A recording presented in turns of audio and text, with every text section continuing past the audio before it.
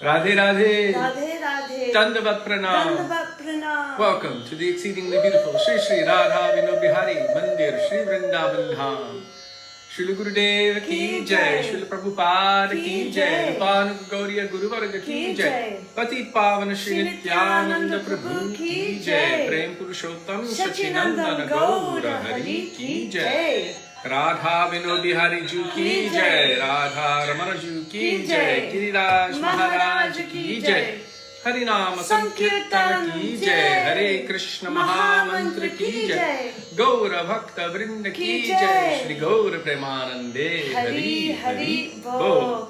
Dandavat Pranam Jai Vaishnavas. Swagatam, Swagatam, Swagatam. Welcome. So we'll begin with Mangalacarana. Mangalacarana is the auspicious invocation, calling on the presence, the grace, the mercy, the sidelong glances of our beloved Srila Gurudeva, our beloved Srila Prabhupada, our Rupa Gauriya Guru Varga, Patit Pavan Shri Nityananda Prabhu, Prem Purushottam Sachinandan Gaura Hari, going all the way back to the original Guru who is Krishna himself, and his Guru of Prem, Vrishabhanunandini, Srimati Radha Thakurani. As Krishna states, Radhikar Prema Guru Ami Shishya Nata. Radhika is my Guru of Prem, and I'm simply her dancing pupil.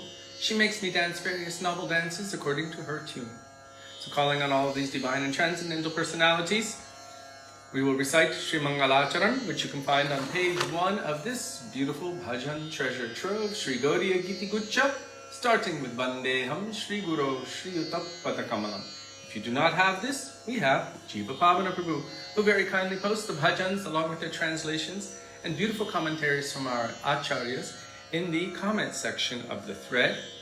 And Anjali, who posts the page number today along with grapes and the downloadable PDF version of Sri Gaudiya Giti Gucha for your forever perusal. Dandavat Pranam all Vaishnavas. So Mangalacharan. Vandeham Shri Guru Shri Yuta Padakamalam Shri Gurum Vaishnavamshta Shri Rupam Sagrajatam Sahagana Raghunathan Vitam Tam Sajivam Sadvetam Savadhutam Parijana Sahitam Krishna Chaitanya Devam Shri Radha Krishna Padam Sahaganam Lalita Shri Vishakhan Vitangscha Om Ajnanatimirandhasya Jnananjana Shalakaya Chakshurunmilitam Yena Tasmai Shri Gurave Namaha Nama Om Vishnupadaya Radhikaya Priyatmane Shri Shrimar Bhakti Vedanta Narayanitti Namine Shri Krishna Leela Katane Sudaksham Audarya Madhurya Gunaishcha Yuktam Varam Varenyam Purusham Mahantam Narayanam Pangshirashan Namami Tridandinam Bhakta Shiromani Cha Shri Krishna Padabjidataika Hriddi Chaitanya Leela Amrita Sarasaram Narayanam Tam Satatam Prapadye Nama Om Vishnupadaya Krishna Presthaya Bhutale Srimate Bhakti Vedanta Swami Nitti Namine Namaste Saraswati Deve Gauravani Pracharine Nirvishesha Shunyavadi Paschatya Deshatarine Nama Om Vishnupadaya Gaura Presthaya Bhutale Shri Shrimar Bhakti Pragyana Keshavo Yutti Namine Atimartha Charitraya Swashritanancha Paline Jiva Dukhe Sadartaya Shri Nama Prema Daine Nama Om Vishnu Padaya Krishna Preshthaya Bhutale Shrimate Bhakti Siddhanta Saraswati Iti Namine Shri Varshabhanavi Devi Daitaya Kripabhaye Krishna Sambandha Vijnana Daine Prabhave Namaha Madhuryo Jvala Premadhya Shri Rupanuga Bhaktida Shri Gaura Karuna Shakti Vigrahaya Namostute Namaste Gauravani Shri Murtaye Dinatarine Rupanuga Virudhapa Siddhanta Dhvanta Harine Namo Gaur Kishoraya Sakshat Vairagya Murtaye Vipralambhara Sambodhe Padambu Jayate Namaha Namo Bhakti Vinodaya Satchidananda Namine Gaura Shakti Swarupaya Rupanugabbarayate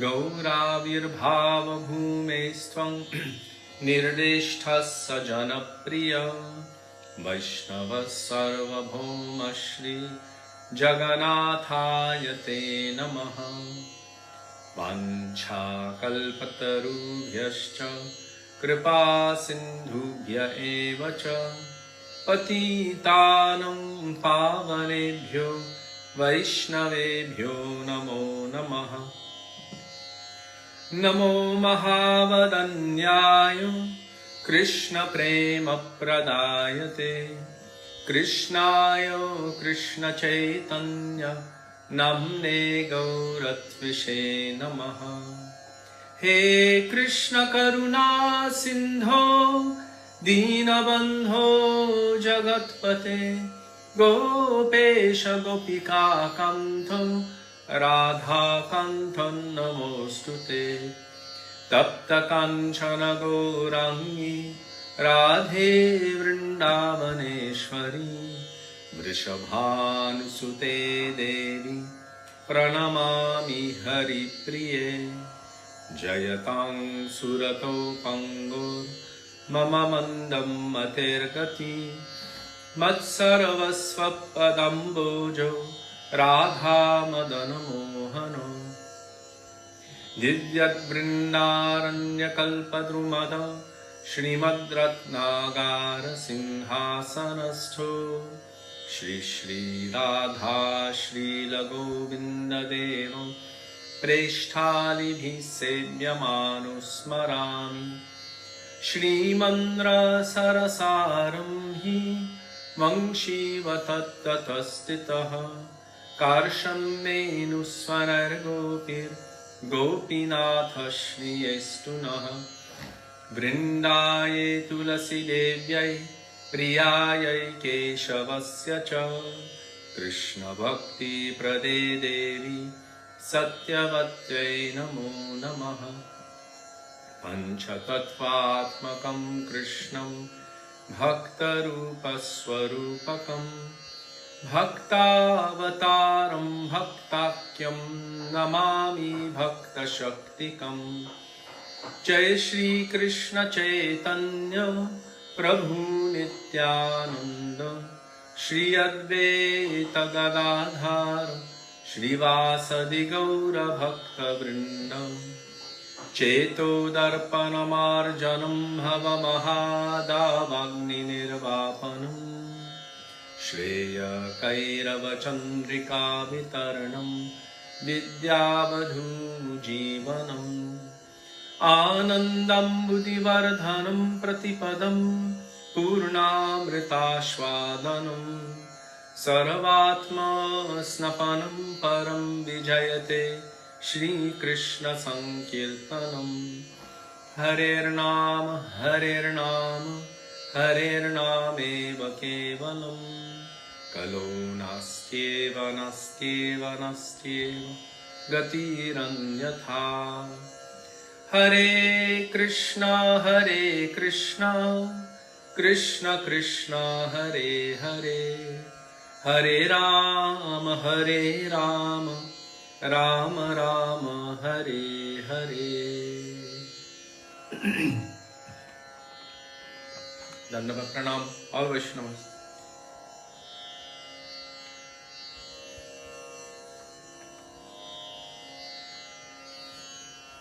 Page 360, Gurudev Kripa Karke, Mujhko Apanalena.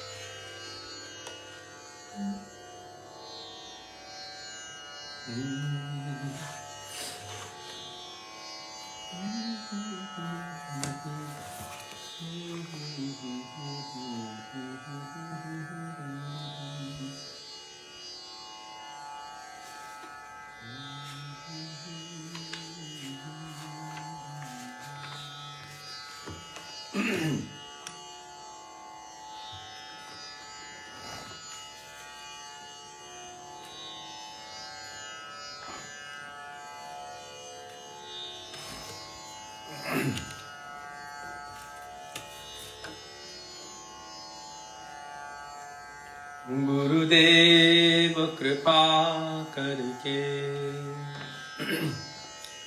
मुझको अपना लेना. गुरुदेव कृपा करके मुझको अपना लेना. मैं शरण परा तेरी चरणों में जगा देना. मैं शरण परा तेरी चरणों में जगा देना. गुरुदेव कृपा करके मुझको अपना लेना. गुरुदेव कृपा करके मुझको अपना लेना. करुणा निधि नाम तेरा करुणा बरसाओ तो. करुणा निधि नाम तेरा करुणा बरसाओ तो. सोए हुए भाग्यों को हे नाथ जगाओ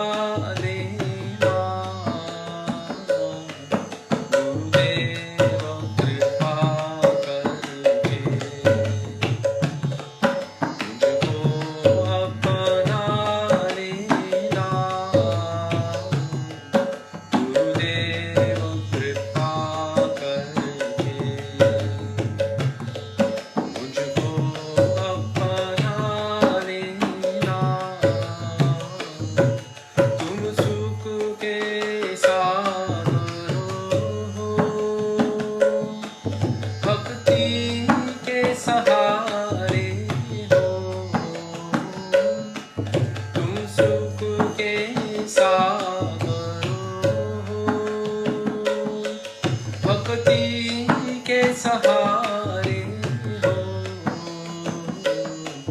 मेरे मन में समाये हो, मुझे प्राणों से प्यारे हो, मेरे मन में समाये हो, मुझे प्राणों से प्यारे हो, नित्यमाला जपूते, मेरे दोष भुला देना, नित्यमाला जपूते, मेरे दोष भुला देना, गुरुदेव कृपा करके मुझको अपना लेना, गुरुदेव कृपा करके मुझको अपना लेना,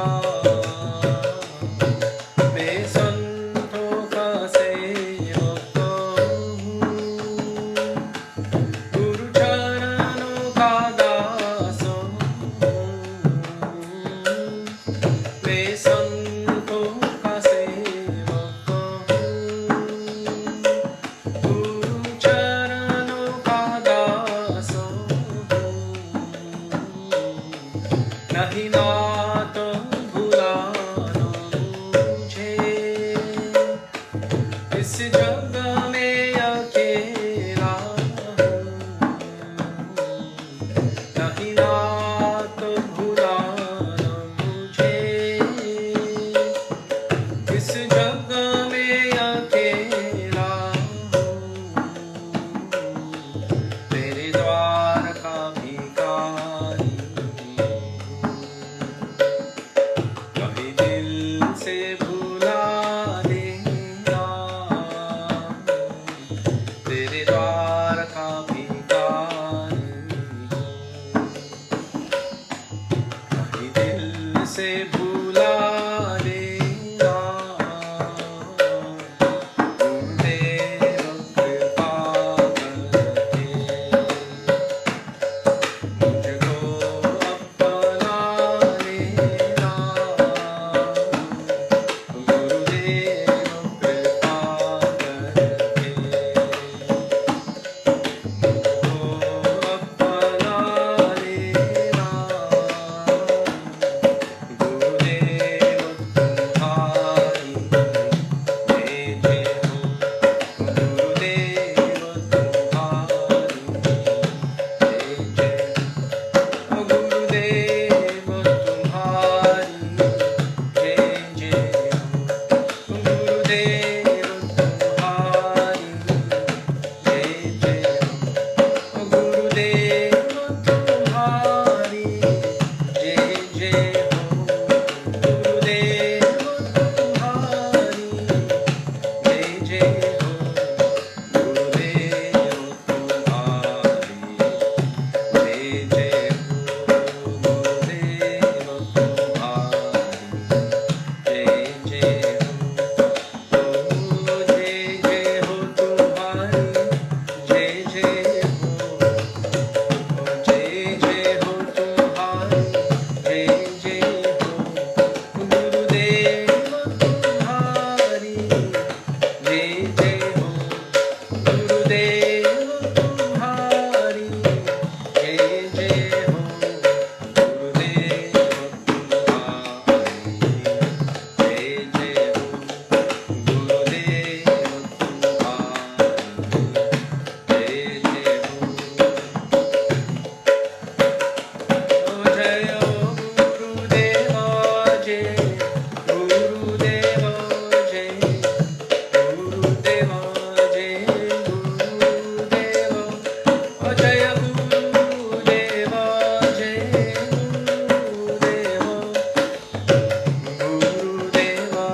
जय हो, गुरुदेव जय प्रभु पादो जय प्रभु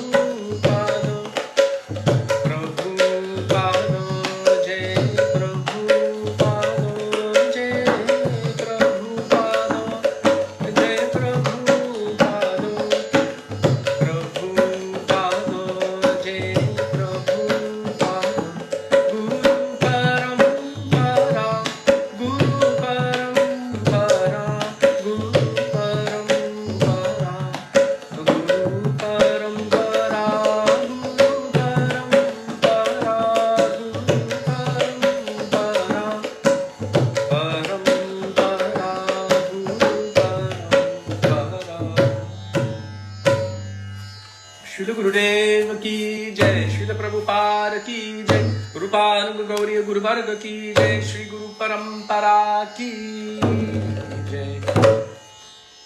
Dandava Pranama Vaishnavas.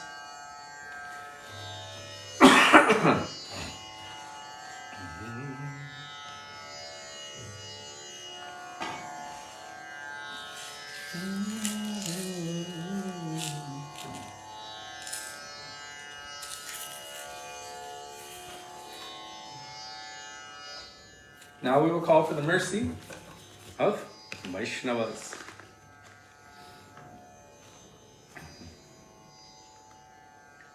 Kripa Karo Vaishnava Thakur, page 40 by Srila Bhakti Vinod Thakur.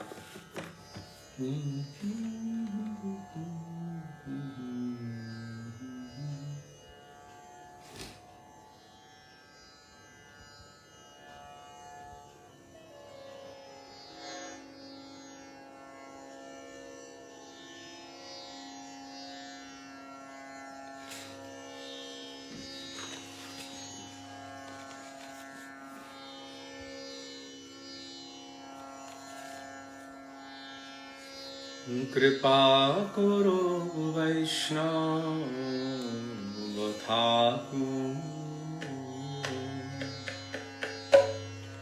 Kripa Karo Vaishnava Thakur, Kripa Karo Vaishnava Thakur.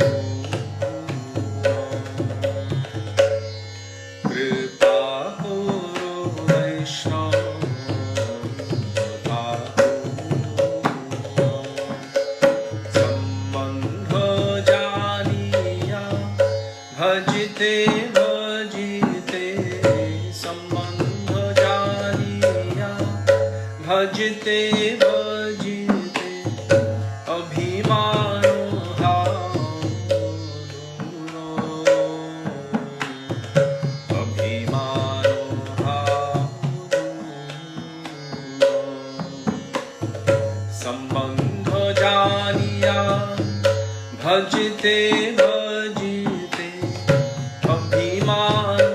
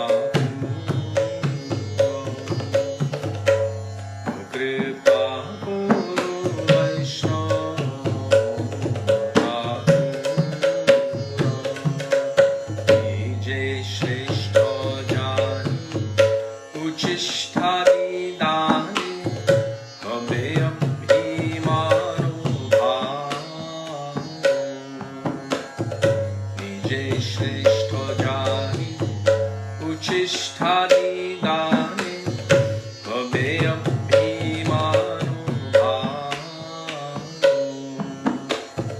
Tai shishya tamo Thakiya sarvada Tai shishya tamo Thakiya sarvada Naloibo puja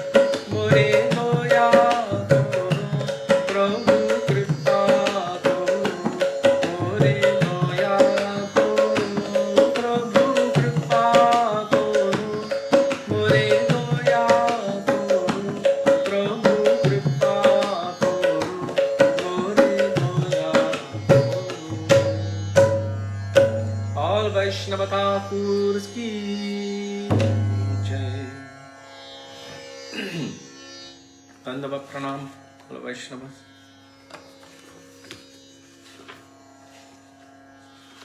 And now we will call for the mercy of Sri Rupa Goswami Pad.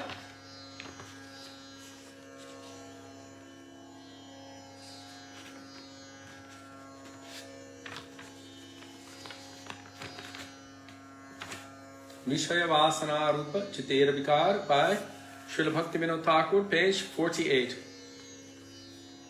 Rag Yaman.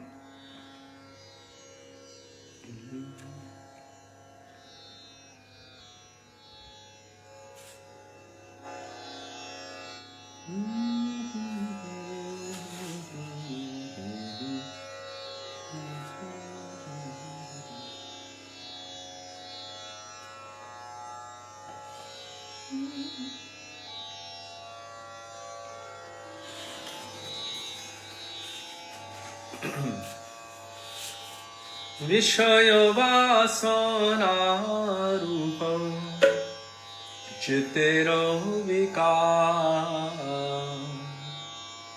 Amara Hridoye Bogo Kore Aniba Visaya Vasana Rupa Citera Vikara Amara Hridoye Bogo Kore Aniba Koto je jatano yami Korilamo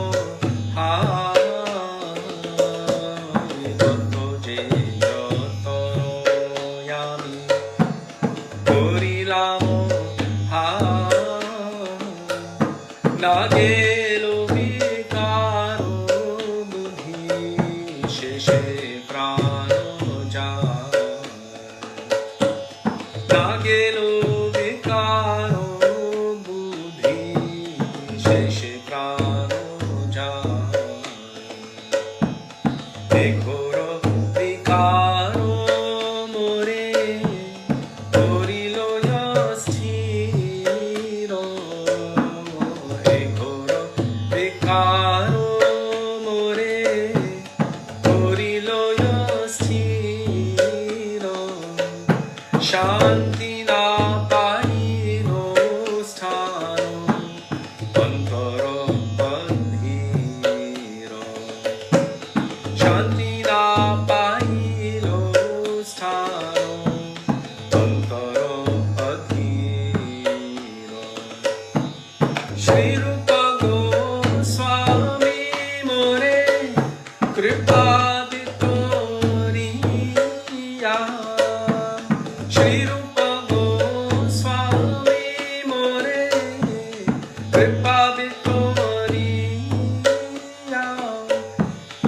Udhari Bekame Jukta Vairagya Armiya Udhari Bekame Jukta Vairagya Armiya Kobe Sanatano more Charaye Misho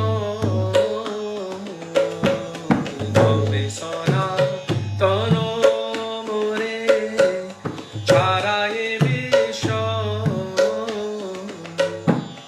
Nityanande Samarpide Toya Sado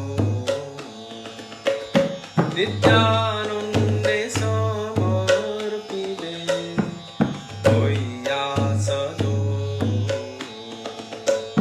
Shri Jiva Goswami Kave Siddhanta Shodine Shri Jiva Goswami Kave Siddhanta Shodine Nibhaibe Tarkanalo Chitta Jahe Jwale Nibhaibe Tarkanala Chitta Jahe Jwale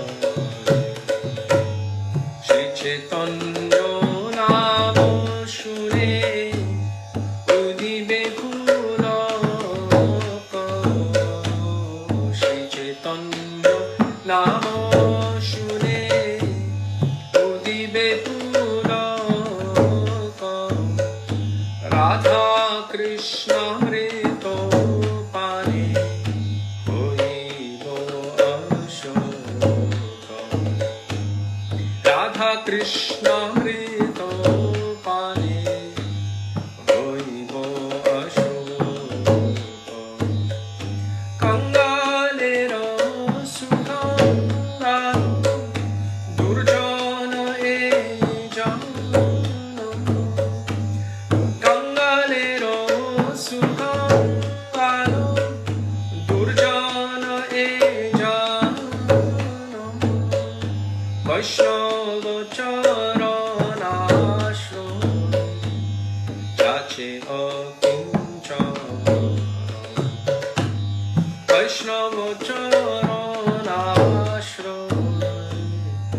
kache akinchana.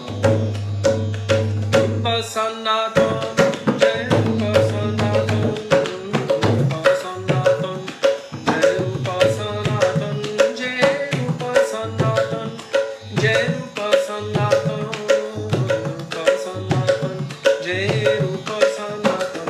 Prabhu hai, Prabhu hai, Prabhu hai, Prabhu hai, oh Prabhu hai, Prabhu hai, Prabhu hai, Prabhu hai. Shri Rupa Goswami Pad ki jai, Shri Sanatan Goswami Pad ki jai, Shri Rupanuga Gauriya Guru Varga ki jai, Shri Shat Goswami Prabhu ki jai.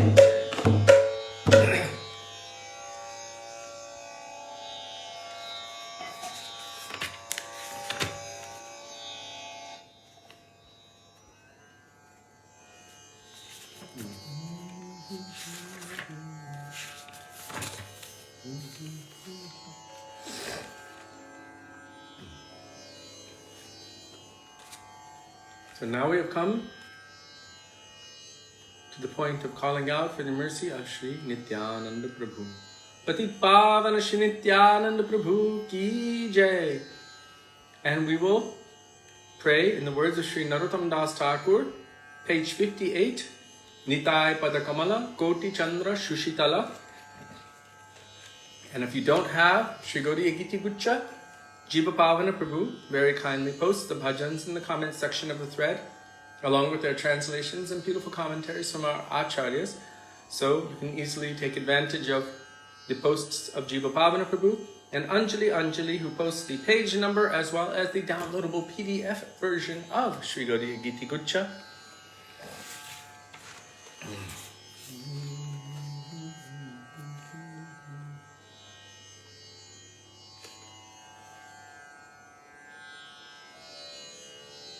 Shri Krishna Chaitanya Prabhu Nityananda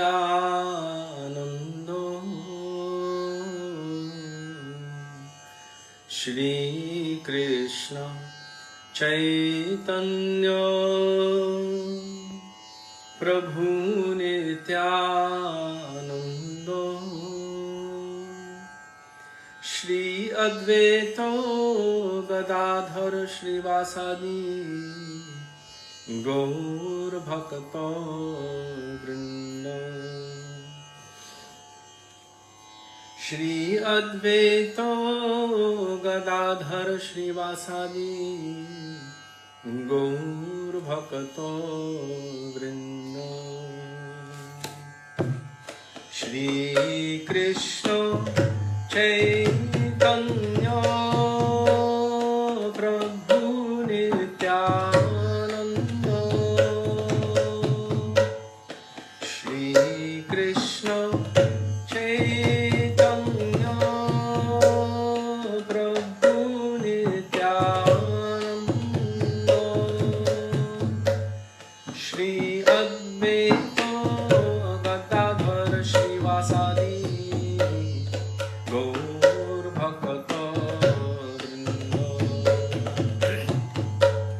Shri Advaita Gadadhar Shri Vasadi Gaur Bhakta Vrinda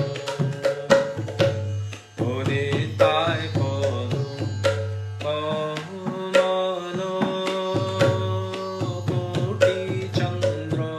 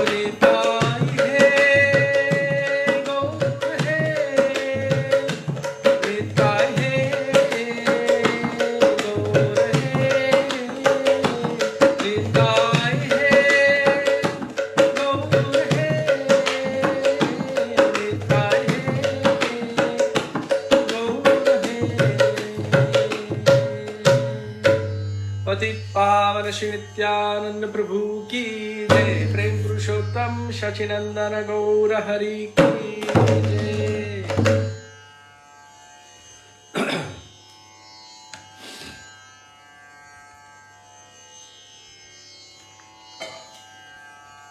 Dandava pranam all Vaishnavas. Now we will call for the mercy of Sri Shachinandan Gaurahari.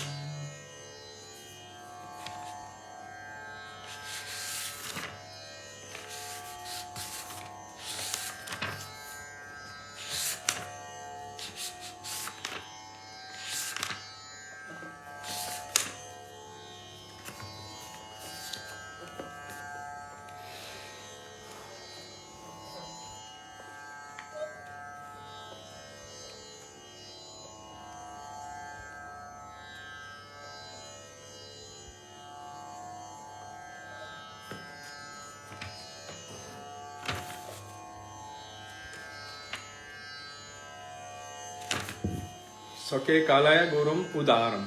By Sri Radha Mohan Das, page 340, 340, 340.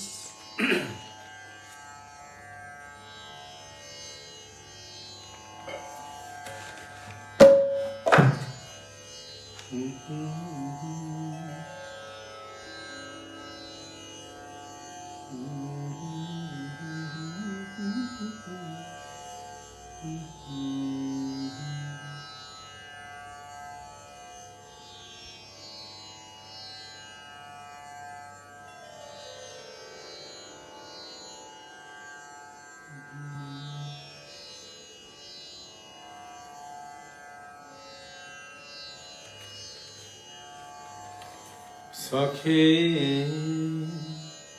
Kalaya Gauram Udaram. Sakhe Kalaya Gauram Udaram. Kalaya Gauram Udaram. Kalaya Gauram Udaram. Kalaya Gauram Udaram. Kalaya Gauram Udaram.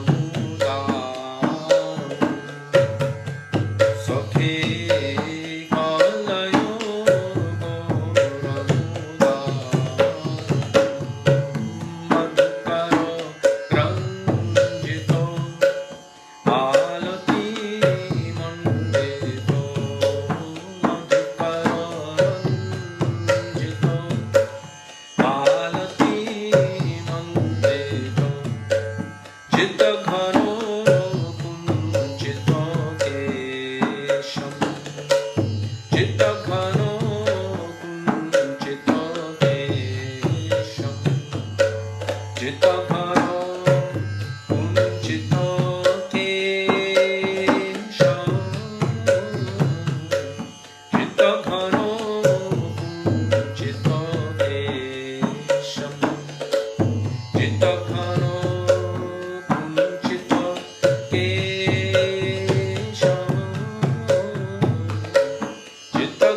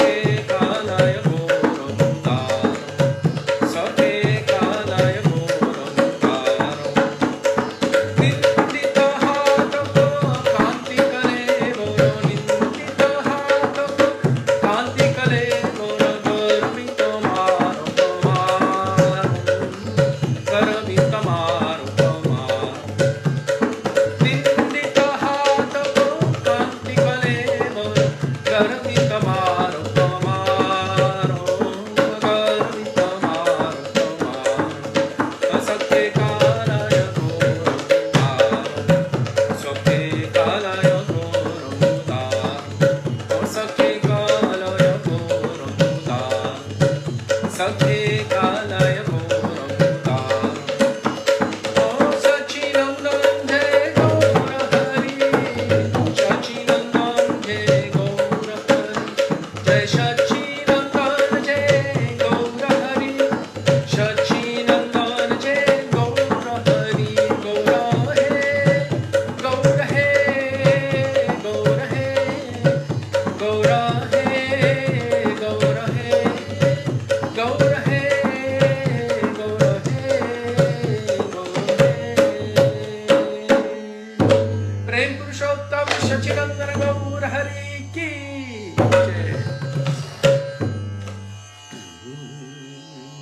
Dandava Pranam al Vaishnavas.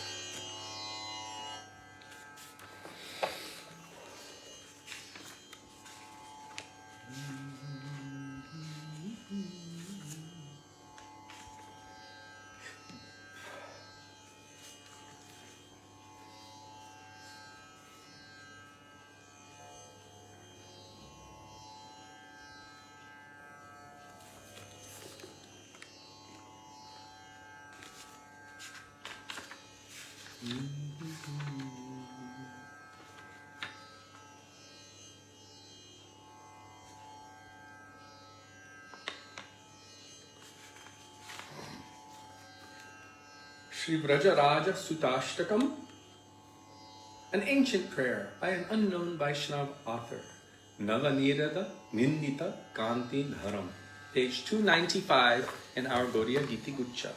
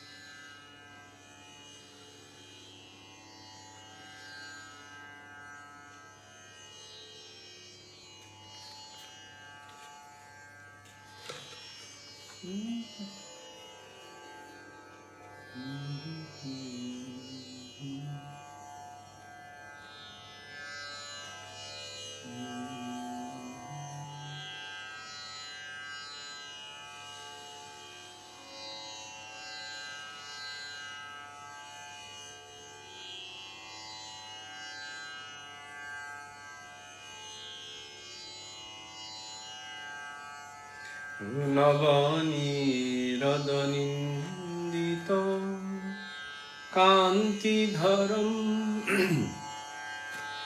Rasa Sagar Nagaro Bhupavaram Nava Nirada Nindita Kanti Dharam Rasa Sagar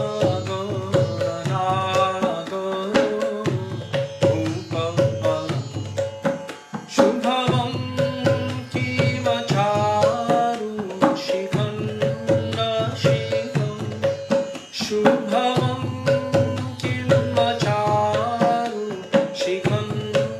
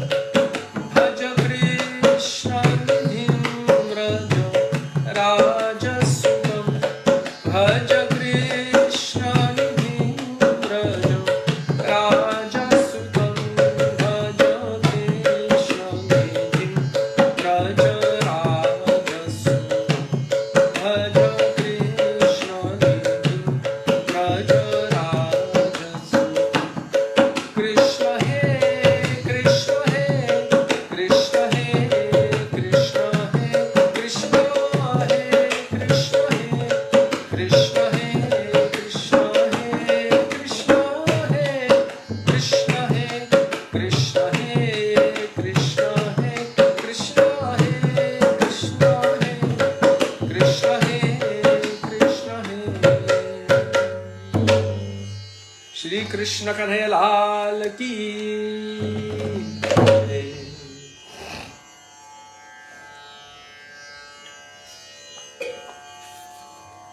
Dandavad pranam, all Vaishnavas. And now we will call for the mercy of Vrishabhananandini, Srimati Radha Thakurani.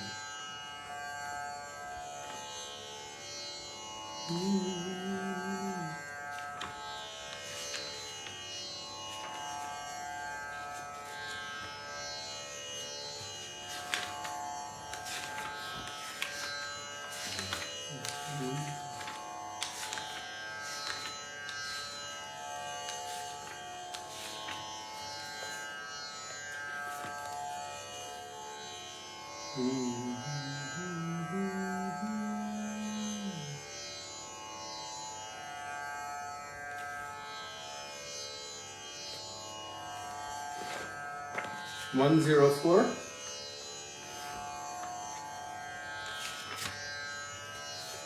Ramani Siromani Vrishabhanandini by Shri Sachidananda Bhakti Vinod Thakur, page 104, 104.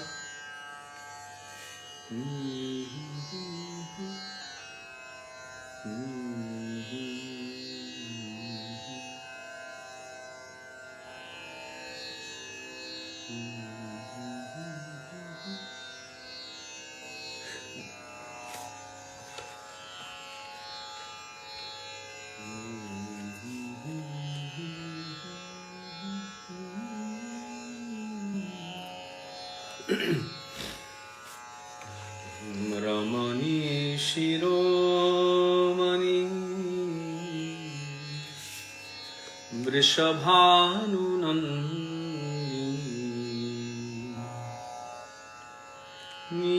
Nilavasano Paridhana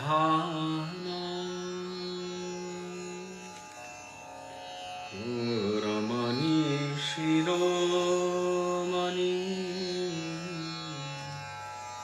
Vrishabhanunandini Nilavasano Paridhana Chinnapurata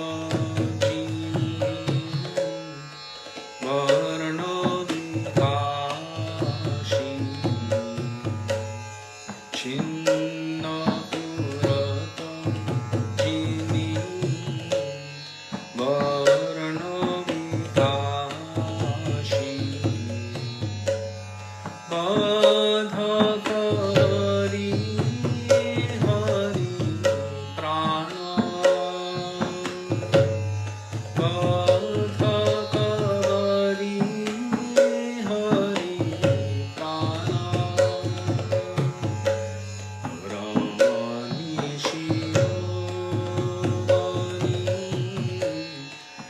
Vrishabhanunam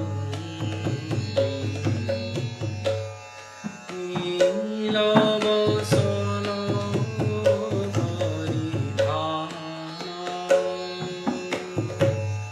Ramani Siromani Vrishabhanunam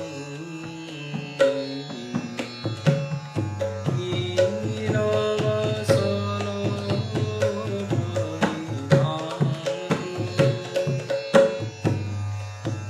Abharana Vandita Harirasa Vandita Abharana Vandita Harirasa Vandita Tilaka Shushobhita Bhala Tilaka Shushobhita Bhala Konchulika Chadita Siromani Mandita Konchulika Chadita Siromani Mandita Kajalanaya Nirasala Kajalanaya Nirasala Ramani Siromani Vrishabhanunam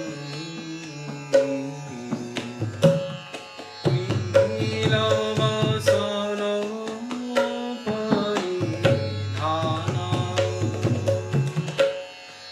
Ramani Siromani Vrishabhanunam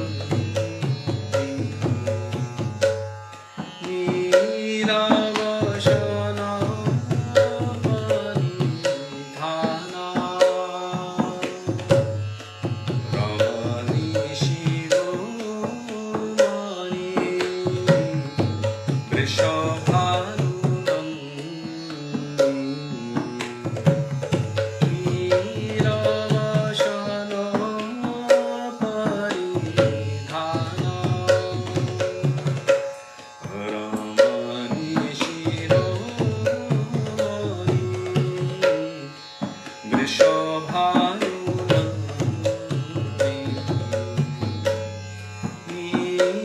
Nilavasana Paridhana Sakala Tyajiya Se Radha Charane Sakala Tyajiya Se Radha Charane Dasi hoye bhajo Gauram jatane Dasi hoye bhajo Gauram jatane Sundarya Hirana Dekhiya jaharo Sundarya Hirana Dekhiya jaharo Prati gori lila Garbo pariharo Prati gori lila Garbo pariharo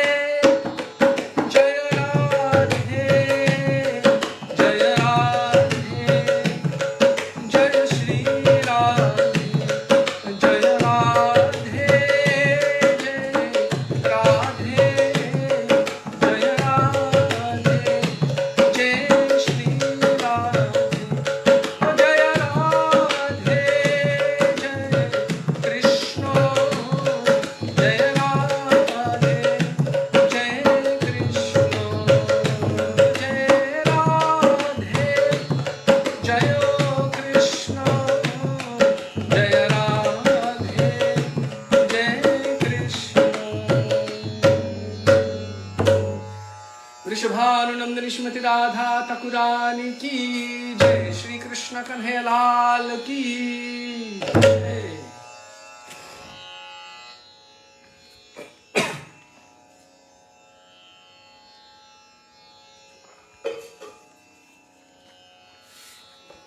And now we've come to that point in our kram, our sequence, our progression, calling out for the mercy of Sri Guru, calling out for the mercy of the Vaishnavas, including our 6 Goswamis, calling out for the mercy of Sri Nityananda Prabhu and Sri Sachinandan Gaurahari, Sri Radha and Krishna, the culmination of all of our prayers.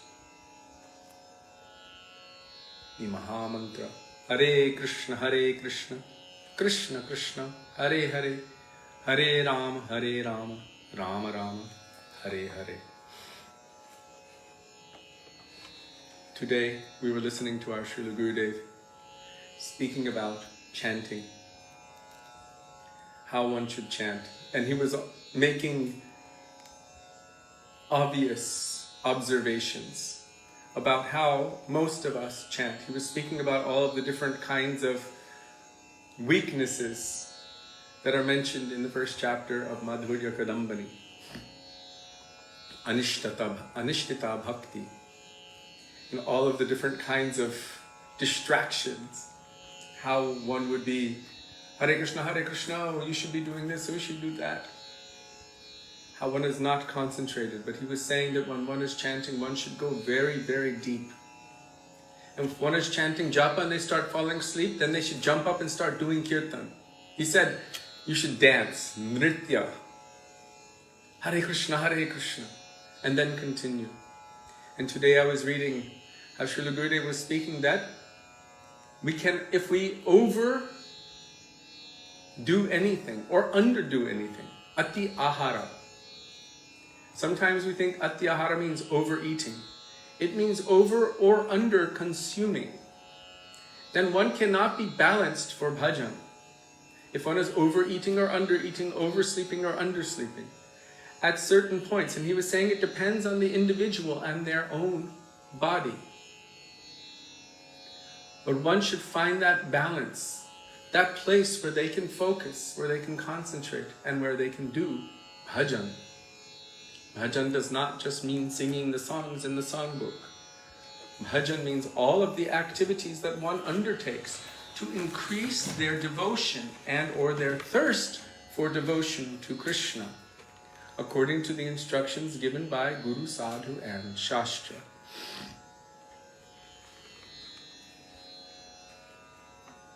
So when one is chanting Hare Krishna, Srila Gurudev has said again and again, and our acharyas also, to be careful, that we should try to be focused. Otherwise, by the power of our chanting, because Krishna will reciprocate, it can also increase our bondage in this material world. I know that's a heavy thing to say, but for those who are on that level, the higher level, they can also see the potential for that, where one would eventually give up their chanting. So it is important and essential to be under guidance and to call out with the proper mood, the proper prayerful mood, and to not remain in the stage of good luck for chanting carelessly or even jokingly or mockingly. Well, there's benefit for all of it. But to just remain in the same place for 10, 20, 30, 40 years or even go backward. It may be that Nam Aparad is a consistent theme in our lives. Offenses to the holy name. Does anyone know what the first offense to the holy name is? First person to write down the first offense. I know someone's going to post all of them. The first person to write down the first offense. I don't even have anything. We have apples. Nice, crispy, juicy ones. We'll get an apple. So there are so many different kinds of aparads to the holy name. Srila Bhaktisiddhanta Saraswati Prabhupada explained that the greatest offense to the holy name is to consider Sri Guru to be like an ordinary mortal, mundane person of this world. He said, because of that one thing, one cannot progress on the path of bhakti, because one can never submit or surrender to someone that they think is bound like themselves. So one cannot actually take the first step on the path of devotion, because the first step is Ado Guru Parashray. First of all, surrender to the lotus feet of Sri Gurudev. And if we're thinking Gurudev is an ordinary mortal, like myself, maybe more advanced, but still bound by this material world, then there's no meaning to our surrender. It is a false thing. It is fraud on our side. And maybe from their side as well. One should have firm conviction that Sri Guru is descended from there for the purpose of rescuing me and bringing me to there. That transcendental realm of loving service to Krishna. The moment I think that they are of this material world, then I cannot surrender to them. So it is incumbent upon us to submit and surrender to such a person that we can have firm conviction is of that caliber. Not that, oh, they're good enough, they're in good standing for now. They can give me a lot more than what I have. That's not the qualification for Guru according to Shastra. The qualification for Guru according to Shastra is very different. Keshava Priya, very good. Sadhu Ninda, to blaspheme the devotees, not just blaspheme. Sadhu Ninda means all kinds of offenses to the pure devotee, but especially blaspheming the devotees who have dedicated their lives to the propagation of the holy names of the Lord. But Sadhu Ninda also means to attempt to harm or kill or do anything to any sadhu, any saint. So this is an offense, the first offense to Harinam Prabhu. There are so many different offenses, but the greatest one, the worst, the most detrimental, Srila Bhaktisiddhanta Saraswati Prabhupada explains, is to see Sri Gurudev as an ordinary mortal. So what is the result of Nam Aparad? Maybe most of us have experienced it in our own lives. The increase of the desire for material prosperity, wealth, kanaka. The increase of the desire for sense gratification, kamani, through the medium of all of our senses. And the increase of lust in the heart, and pratishta, the increase of the desire for name and fame, adoration. I want to even use the term acceptance, position, power, etc. This is the result of Nam Aparad. So Mahaprabhu has said, Nir Aparada Nam Loilo. Always take the holy name, but without offense. And how do we become free from offenses? This we cannot really do on our own. The jiva, who is so tiny, cannot extract themselves from the material energy by their own power. On their own strength, they don't even have the potency to call out the holy names of the Lord purely. Maya mugda jiva nahi svata Krishna gyan, ekaki amar nahi paibal harinama sankirtane. We are dependent upon the mercy form of Krishna in the form of Guru and Sadhus to help us by awakening within our heart Shraddha, the desire to serve Krishna with faith,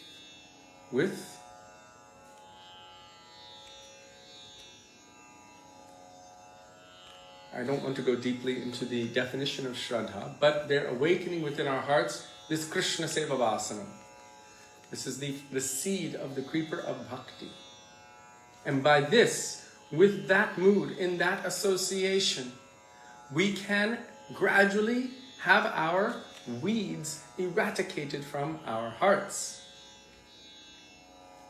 Avidya vinasha jate, by their power, by their potency. Of course, praying to Krishna, praying to Narasimha Bhagavan. Today I read a quote from Srila Bhakti Vallabh Tirtha Maharaj. He was speaking about how Hiranyakashipu, Hiranya means gold and Kashipu means sensual pleasure. And Prahlad, he is the devotee. Prahlad. Prahlad means Hladini Shakti.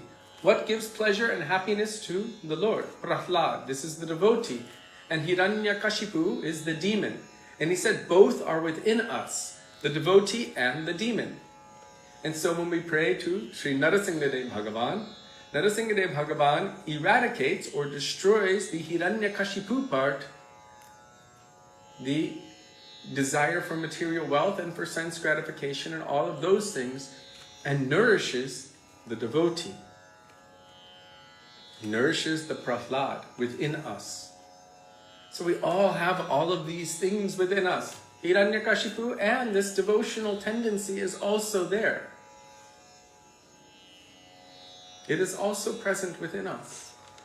By the mercy of Krishna, by the mercy of Gurudeva, all of these things, all of these unfavorable things can be removed from the heart. Sri Gurudeva is the manifestation of Baladev Prabhu. Baladev Prabhu is the source of Narasimha Bhagavan, is the source of all of the Leela avatars, and is also the unbroken full conception of Guru Tattva. Same as Nityananda Prabhu. And through them also this function of Guru is manifest. And what is Guru? Guru has, in essence, this capacity to remove the ignorance of the jiva of this world. So Baladev Prabhu carries a club and a plow. What's the club for? The club is for smashing all of the anarthas, and the plow is for tilling the soil to make it very, very fertile so that our bhakti lata can grow. When Baladev Prabhu killed Dhenukasura, the ass demon, the donkey demon, and all of his demon family members in Vrindavan, who were representing King Kamsa and trying to stop Krishna from his natural function of enjoying Vrindavan, Baladev Prabhu killed him. He represented ignorance. So Baladev killing Dhenukasura represents also in our lives Sri Guru eradicating the ignorance from our heart. We say, Ajnanatimirandasya Jnananjana Shalakaya Chakshur Unmilitam Yena Tasmai Shri Gurave Namah. One time our Gurudev had one devotee speak on this. He said, what is the meaning? And the devotee said, oh, my spiritual master has opened my eyes with the torchlight of knowledge. And Gurudev said, oh, have your eyes been opened? Have your eyes been opened? The devotee said, no. He said, then how can you say this? He said, instead you should make it apply to yourself. You should make it a prayer. When, oh when will my spiritual master open my eyes? which have been completely covered by Maya and ignorance for all time. When, oh when will that day come? When will I be awakened? Jnananjana Shalakaya. When that time comes, my Gurudev will eradicate these things and then awaken the bhakti within. Actually, this will be eradicated by the power of bhakti. Srila Gurudev would always say, Prema bhakti jaha hoite, then avidya vinasha jate. By the power of the positive, the negative will be cast out. In the same way as if you go into the forest in the middle of the night with loud, big, you've seen those wampers? They call them jhampa here in Bengal. It's jhampa. But in the West, they call them wampers because they make a whumping sound. They're so big they can put them on their head as a hat. If you go into the forest in the middle of the night with a bunch of torches and mridangas and a bunch of wampers and start doing loud kirtan, all of the dangerous animals and everything will run in all directions away from that, naturally. So anything which is inauspicious will be cast far away by the potency of Sri Krishna Sankirtanam. So Guru is that person who manifests this kirtan in our hearts. Guru gives Krishna. Krishna prapti hoy jaha hoite. And not only gives us Krishna, but gives us Krishna in such a way that we will develop love and devotion for Krishna. So many people know about Krishna, but they either want to be Krishna, to merge into Krishna, or to destroy Krishna. And so many demons want to kill him. Kamsa wanted to kill him. So just knowing about Krishna is not sufficient. To want to be him, to enjoy like he enjoys, or to just cease to exist by merging oneself into his existence. That is also devoid of the nature of the soul, which is to love and serve. So Sri Guru, who is endowed with Sri, in other words, the representative of Hladini Shakti, Srimati Radha Thakurani, that personality is awakening within our heart devotion, the inclination to love and serve Krishna. Krishna Seva Vasanam. And so when we are chanting the holy names of the Lord, Srila Gurudev said, don't chant. You should serve Harinam Prabhu. We're approaching Krishna. We're approaching Srimati Radhika. We're calling their names. There should be a hope that they will hear it and they will answer. And when they look to us and say, yes, what do you want? We are calling them and they are persons. They are supreme persons, but yet they are still persons. What do you want? What can I give you? Do you want all kinds of material facility? Do you want bhakti, bhav, prem? What do you really want? There should be a prayer in our heart, a mood, an intention, a hope, an aspiration. That's why our Gurudev would tell us what to pray, because he knows that our hearts are weak and our minds are weak, and it's very easy to flow toward what our desires have always been. And we might think on the outside, I'm not like that, I don't think like that, but the moment there's any difficulty in our life, we start praying for those material things. No, don't leave me, don't leave me. Today Gurudev was saying, oh, we have such a difficult time chanting. But if we're getting late for our flight and we're about to miss our flight, we're like, Hare Krishna, please, Krishna, Krishna, please, don't let me miss my flight. Then we start praying. This is Karma Mishra Bhakti. I'm praying to Krishna to fulfill my desire to not miss my flight. But when it comes to Nam Bhajan, to chant for Krishna's happiness and pleasure, then we're lazy for this. Srila Gurudev would tell us how to pray, because he knows we're so distracted at all times. He said, whatever you do in your daytime, whatever thing you spend your mind contemplating, whatever thing you're criticizing or looking at or worrying about or absorbing your mind in, he said, while you're chanting, it is bound to come. He said to try to not involve yourself in all of these other things. all of these mundane things, as much as possible, try not to involve in them. Make your life in such a way that you can handle the difficulties and hardships. If you're living in such an extremely lavish, comfortable facility with so many things, with so many possessions, he said it will be very difficult to do bhajan, especially if difficulties come. So somehow maintain one's life simply so that one can do bhajan, so that one can chant the holy names of the Lord, and always absorb one's mind in hearing Harikatha and associating with Vaishnavas. Then when we are chanting, we will be thinking about the Harikatha and the Vaishnavas and Krishna instead of everything else, which will take us away from the purpose of our chanting. Our chanting should only have this prayer. If Radha and Krishna were to approach us, yes, you've been calling my name, what would you like? Oh, my dear Radha and Krishna, I have been bound in this material world for so long, but I belong to you. I am meant to love and serve you. So please take me, take this Atma, make me yours. Please engage me in your loving service. I am yours. I am yours. I am yours. With this mood, one can chant and one can weep. If we're in the association of such persons who have this mood within their hearts, then gradually this mood will reflect within our heart. Whatever association we're in, that mood will reflect within our hearts. There's a tendency to think, I'm strong, nothing will affect me, I can handle this, I can handle that. Yeah, I can handle 5 hours a day of mundane activities. But then we'll look and really feel our pulses and see, really? Can I? What is my chanting like? How has my progression been on the path of bhakti? How far backward have I gone? How far down have I gone? How far away from Guru and Vaishnavas and bhakti have I gone? For real. Am I truly following the process?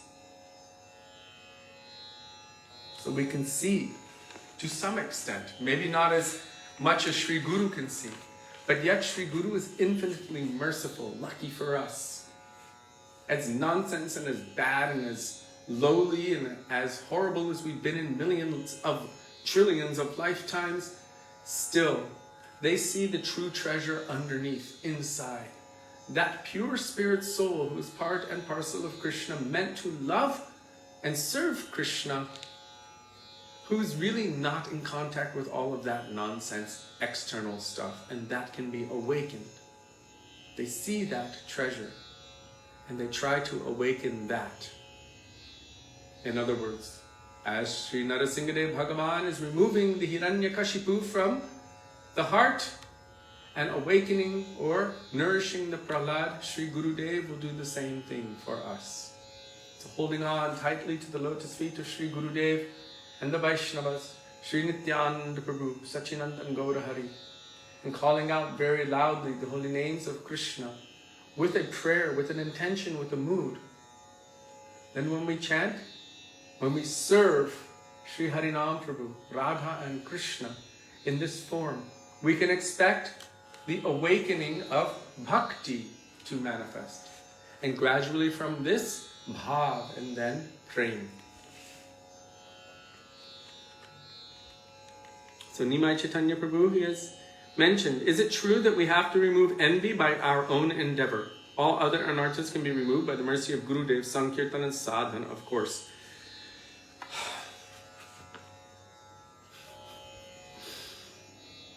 I have never heard that. How can one remove envy by their own endeavor? The only endeavor, the only power we have is to try our level best to follow the instructions of Sri Gurudev, to apply them in our lives and to serve Gurudev and Vaishnavas. And by their mercy, the anarthas will be eradicated. Envy is also part of the material condition. It stems from the original problem, which is Svarup Brahm, illusion about my true nature, who I am, what I am. Therefore, it is an anartha. By myself, by my own strength, how can I remove these things? Maybe envy is something more recognizable, whereas many other anarthas might not be as recognizable. Maybe it's some... Oh. Speak to the back of the phone. I'm just listening and I was thinking that, Pratishta, it's hard to recognize. So many anarthas are hard for us to recognize and we have excuses for them. But envy we can actually recognize. We know when we feel malicious or envious of someone for no reason, or because they have more, or I want what they have. Maybe that's, if somebody spoke that might be the reason why, because it is very recognizable. Many anarthas might not be. The more subtle they are. I know that envy is recognizable, so is lust and anger. No, not always lust. You might think you're serving and doing something and someone else might be having lust and you think you're helping them get rid of lust and then you become entangled in lust. It may not always be recognizable. Gross envy, gross lust, and gross anger are recognizable. Okay. Something to consider. But I have never heard anywhere where one is able to eradicate these kinds of anarthas by their own power. These anarthas are part of material existence. They're part of being bound in this material world. Even in all of the animal species as well. There's envy and jealousy and all of these kinds of things. How can I remove that mundane envy and jealousy by my own power? For all of these anarthas to be removed, I require help from outside of myself. And of course, Sri Guru has instructed you should be without envy, nirmatsar. But how does one become nirmatsar? This is by the power of association with those who are nirmatsar. By their power, we can develop transcendental faith. By their power, we can develop transcendental humility. Humility is not a function of my power. It's a function of the association of those who are truly humble. Therefore, as Srila Bhakti Vigyan Bharati Goswami Maharaj mentioned, how does one become humble? When they see someone who is actually truly great, manifesting humility, then how can one manifest pride in front of such a person? Then by that they will become humble. So he's even mentioning that this humility is a function of that transcendental humility. It's not something, oh, you're so great, I'm so low, Prabhu. Or this other thing, Shraddha. There's faith, and then there's something called Paramartik Shraddha, or transcendental faith. And that's different. Faith in this world is a belief. I have faith, but then I can change my faith and believe something different, and then change it again, believe something different. But Paramartik Shraddha is faith which is descending. The first particle of prem, awakening in our heart. This is by the mercy of Guru and Vaishnavas, ultimately Krishna, manifesting or awakening in the heart as Shraddha, that is Paramartik Shraddha. And from that it grows to Nishta Ruchi Asakti Bhav. How can I free myself from envy? This must be in the association of those who are non-envious. And also by their discipline, and also by the power of Harinam Prabhu. By the power of Harinam. But by myself only removing envy from my heart. I would have to see or hear from Gurudeva and Vaishnavas, or any prominent quote from any Acharya, that any Badha Jiva has the capacity to remove such a thing from their heart by their own power. Even lust. Vidyate hridaya grantischintyante sarva sankshaya. By the sword of transcendental knowledge, the knots in the heart are cut. And by the powerful harikatha, vikriditam rajavadu viridam cha Vishnu, of Rasalila, by that person who has no lust in their heart. By giving us the transcendental calm, or prem, by that our mundane calm can be eradicated. That knot of lust in the heart, hridrogam, the disease of lust in the heart, can be eradicated. Otherwise, not.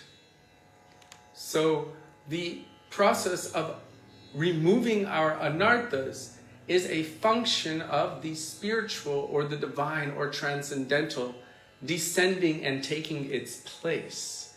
By that, it is being pushed out.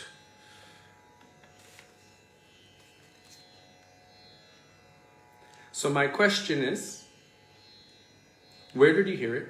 Where did you read it? Because you're asking the question as if you have heard it or read it somewhere. And so I would like to know what your source is for that. Because it just doesn't feel right. There's something about it that doesn't sit well.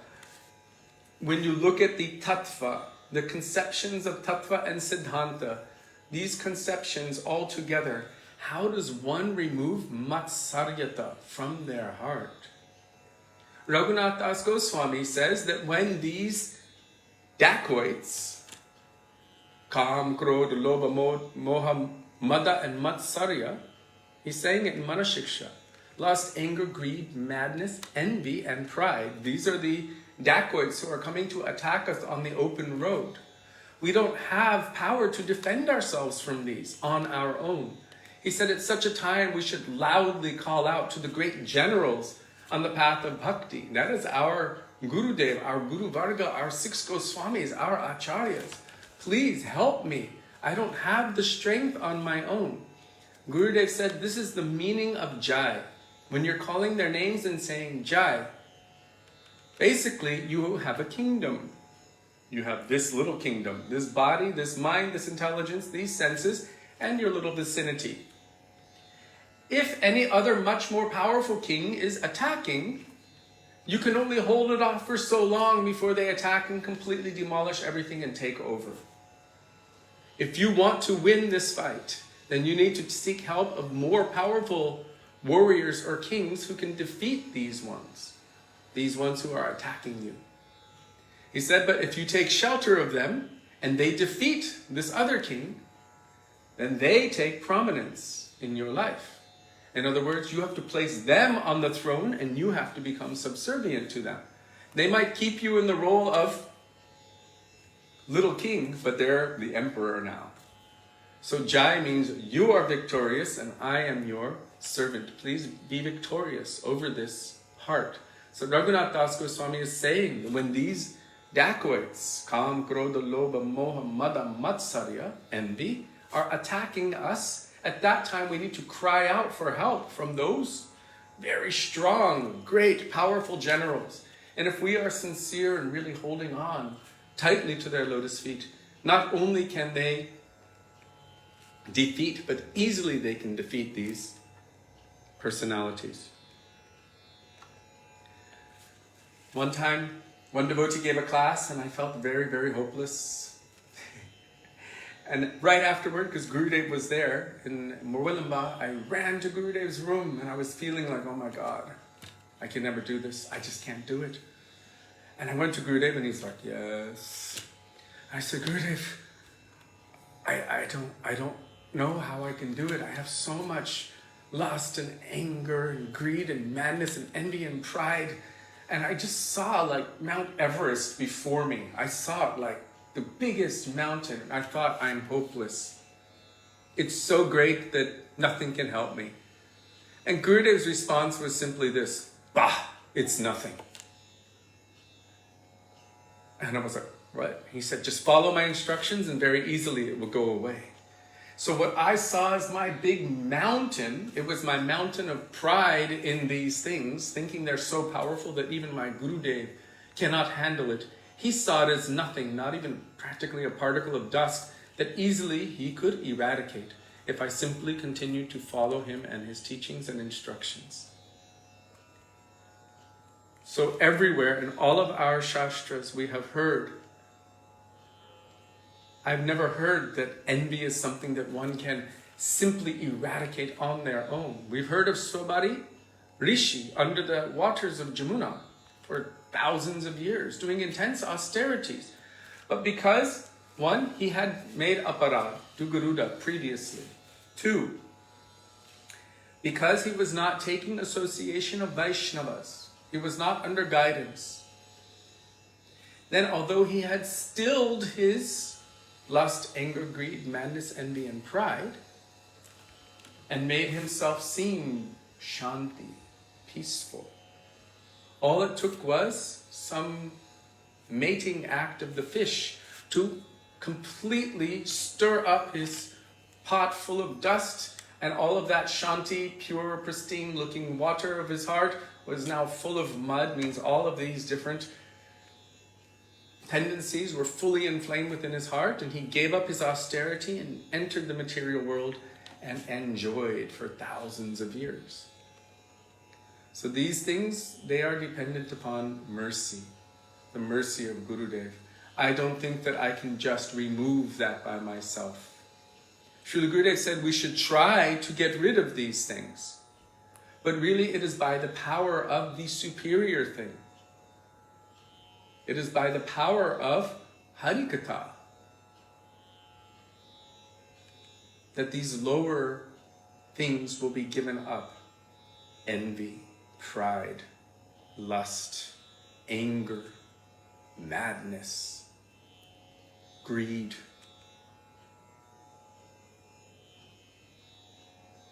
Only by the positive can these things be gradually eradicated. And so I was making the point previously that by Harinam Prabhu, Cheto Darpanamarjanam, this is Param Vijayate Shri Krishna Sankirtanam, supreme victory, all glory to the congregational chanting of the holy names of the Lord. So by this, the mirror of the heart, the mirror of the mind can be cleansed of all of the dust accumulated forever. Maybe it's not dust, maybe it's mud, maybe it's wood, maybe it's garbage, maybe it's steel and stone. But anyhow, Harinam Prabhu is powerful. How does the pure name come? Ekakya mar nahi pai bal Harinam Sankirtan. On my own I have no strength for the pure name. O Gurudev, O Vaishnava, please give me your mercy. Tumi Kripa Kori. Shraddha Bindudiya. Starting from there, give me just one drop of faith. That means the firm conviction that by engaging in the process of bhakti, simply by that, everything else will be taken care of. I don't need to worry about any other material thing. I should be able to focus exclusively, one-pointed, on the path of bhakti for Krishna's happiness, Krishna's pleasure, Krishna's benefit. And by the mercy of Guru and Vaishnavas, this faith, this strength will manifest in my heart. And by that, also, by their mercy, Trinarpi Sunichata, feeling oneself more lowly than a straw in the street, being more tolerant than a tree, giving all respect to others and expecting none from oneself, applying this fully, wholly and totally at the lotus feet of Guru, Vaishnava and Bhagavan. By this, then, this Cheta will be cleansed completely. That includes all of these inebrities. So on my own, what strength, what power do I have? Tomara Kurunasar, O Gurudev, your mercy is everything to me. Everything. It is Gurudev who removes these anarthas. And we've seen it one after the other after the other. Even in the pastimes of Krishna, what these demons also can represent in our own lives. Envy, jealousy, kapata, kutinati, duplicity, hypocrisy. All of these different moods in the heart. And Krishna or Balaram are killing these demons. And in our lives, these demons are being killed by Gurudev. Gurudev is destroying these demons. In the same way, as I mentioned before, as Narasimhadev Bhagavan is destroying the Hiranyakashipu by the mercy of Gurudev, who is also the power of Krishna in our lives, these demons are gradually being eradicated so that the Prahlad inside, the devotee can live, can thrive, and can love and serve Krishna.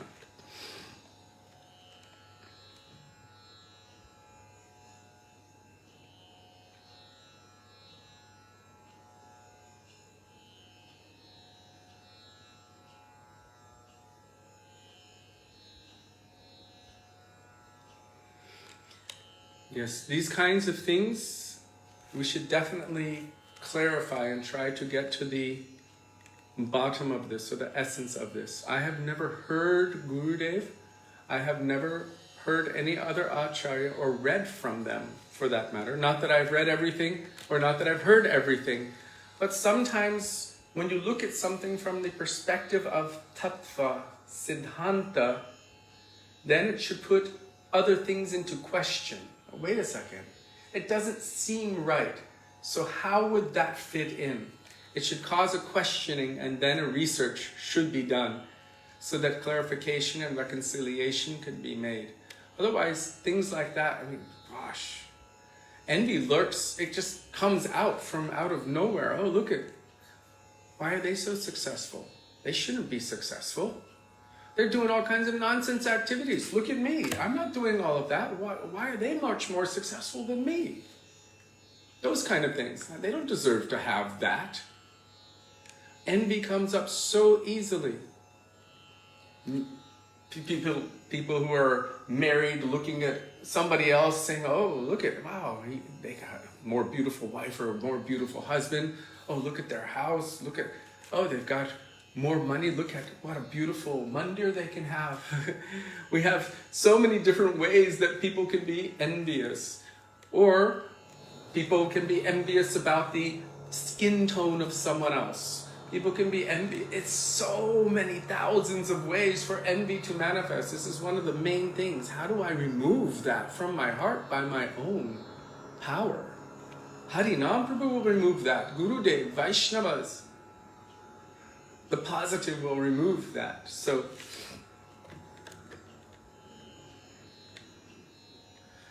okay. Thank you for asking that question. It gave a lot of food for thought and remembrance of all of these beautiful teachings of our Gurudev and Guru Varga. At this point in time, I'm going to depend on them to remove these anarthas. And what can I do? I must try my level best to follow their instructions. With faith that if I endeavor to honestly and responsibly actually follow what they're telling, that these anarthas can be removed. If I'm in a cheating way, then maybe it won't be removed in the same way. Gurudev said, my mercy is flowing like the Yamuna River, but I see that so many are lying on the banks, dying of thirst because they won't drink. So just because one has accepted the Harinam and Diksha mantras of any bona fide Gurudev, if they're not applying the teachings of Gurudev into their own life, whoever one's Guru is, if they're not applying those teachings, then we cannot expect the result that they are telling of in Shastra or in their Harikatha. We will find that we're not making progress. What happened? Why am I still stuck? What have I missed? Usually it's us. Sometimes it's the Guru, if the Guru is a false Guru, that's also possible. But if we have a Guru like our Srila Gurudev or Srila Prabhupada, then that's not their problem, it's my problem. What is it in me that I'm not able to progress? And most of the time we can detect. Yeah, well, I'm not following this, I'm not doing that, I'm lazy with this, I'm not, really making an endeavor to follow the instructions as it is. And because of this, my desire for wealth, my desire for sense gratification, my lust, my anger, my envy, my desire for name and fame and position, this is all increasing, and I'm finding myself further away from the path of bhakti. Oh, I have done this to myself because I have not properly followed their instructions. But we can cheat ourselves to a certain point, but if we ask ourselves deeply inside, Or look at a picture of, somebody posted a picture of Gurudeva and he's just looking at the camera like this. And I was just like, yeah, he sees it, he knows it. Does Paramatma not know? When we're trying to cheat, we put a nice facade on the outside, but what are we doing inside? We can even try to cheat our own partners in our own vicinity, but what's lurking in here? What kind of things are inflaming inside? So who are we fooling? We can't fool Krishna. We cannot fool Gurudev. We might be able to fool everyone else, but we cannot fool those who know us from the inside. If we make an honest, responsible endeavor to follow their instructions, we will feel and see an honest and responsible reciprocation from them. Guru, Vaishnava, Gauranga, Nityananda Prabhu, Radha and Krishna. And we will feel or see the positive progression on the path of devotion. But if we're not making that endeavor, then we can be in a position where everything's looking okay for a while, but it begins to stagnate. So instead of trying to pull the bucket of water from the river and claim that I have bhakti, as our Gurudev said, we should dive into that river and let that river carry us to the ocean of love and affection, which is Krishna. So on this note, we will now call out to Radha and Krishna for their mercy, to please engage us in their loving service. Having this mood that I belong to you, please accept me. Please keep me close. And also very loudly calling out for the benefit of not only ourselves, but also for the benefit of all other jivas, that their love and affection, that their praying can awaken for the lotus feet of Sri Sri Radha and Krishna.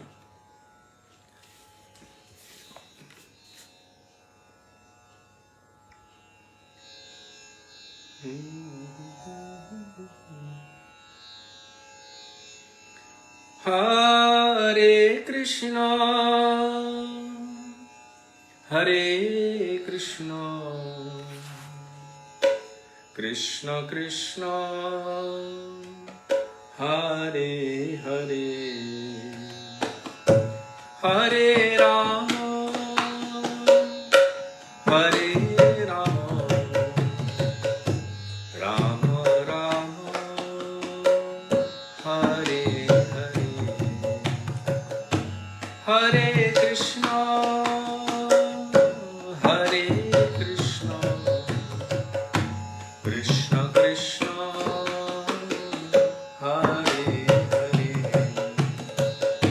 Hare Rama, Hare Rama, Rama Rama, Hare Hare, Hare Krishna, Krishna Krishna, Hare Hare, Hare Rama, Hare Rama, Rama Rama, Hare Hare, Hare Krishna, Hare Krishna, Krishna Krishna,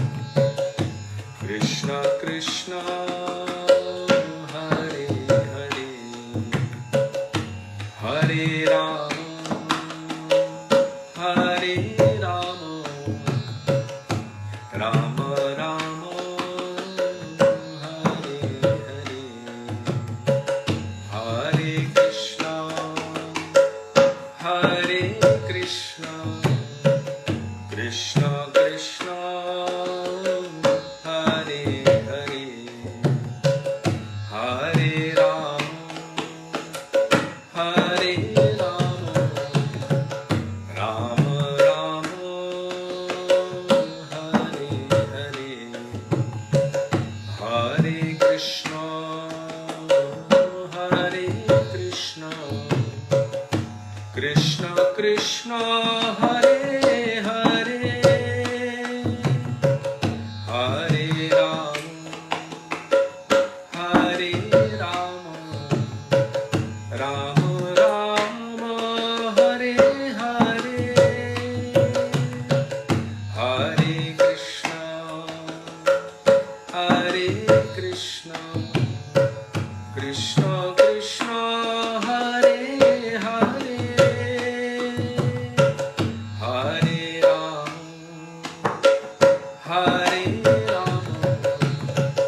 Rama Rama, Hare Hare, Hare Krishna,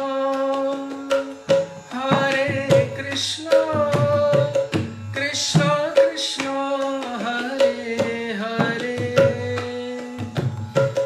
Hare Rama, Rama Rama, Hare Hare, Hare Krishna, Krishna Krishna, Hare Hare,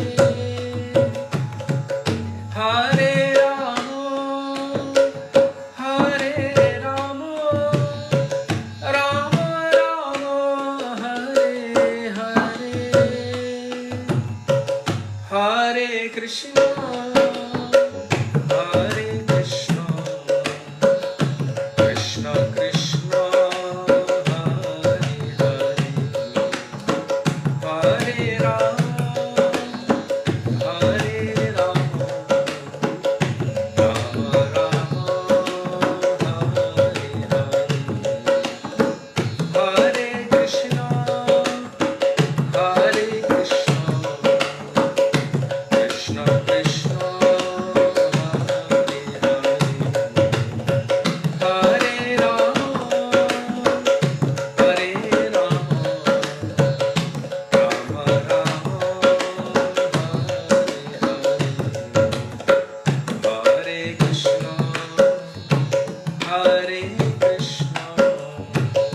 Krishna Krishna, Hare Hare,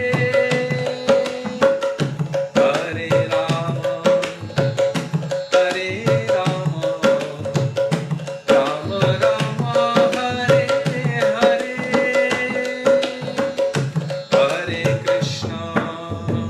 Hare Krishna, Krishna Krishna, Hare Hare,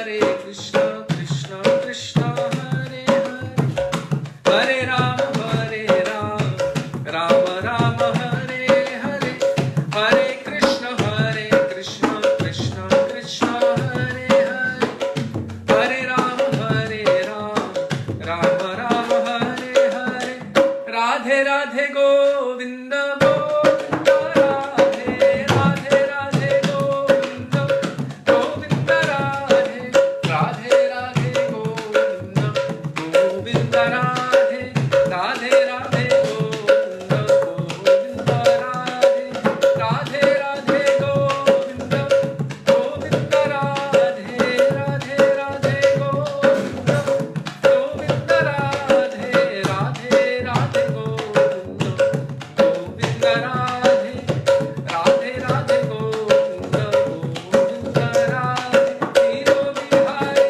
Radhe, Viro Bihari Radhe, Viro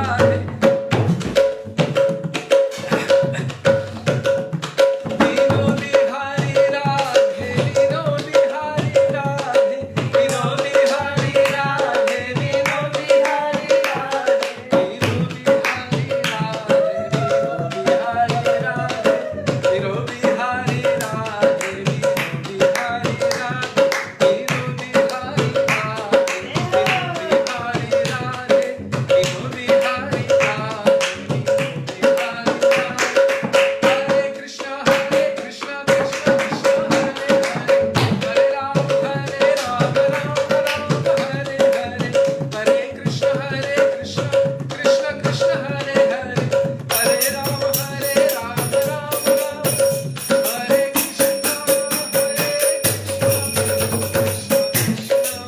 Rama, Rama Rama Hare Hare, Hare Krishna,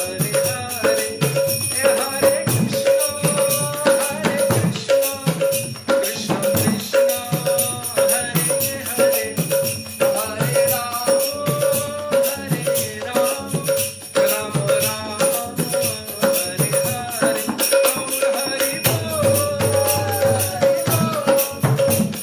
Hare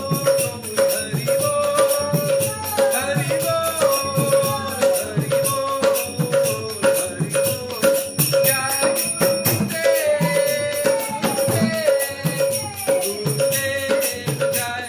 Hare Rama, Rama Rama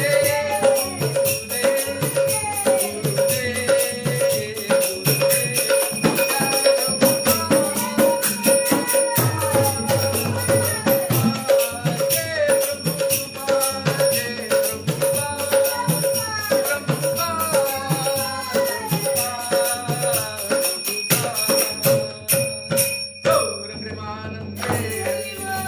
Hari Gurudeva ki jai, Srila Prabhupada ki jai, Rupanuga Gauriya Guru Varga ki jai, Gaura Bhakta Vrinda ki jai, Shri Gaura Premanande Hari Hari.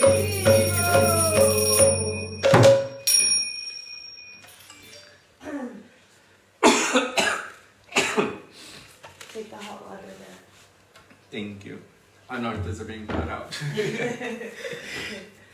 Ones you didn't even know.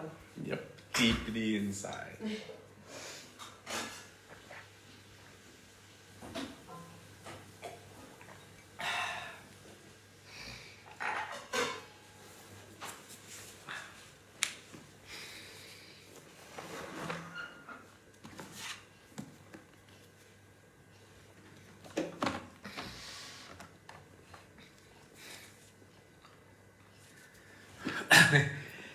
You okay? Yeah, I'm just a little winded. It's okay.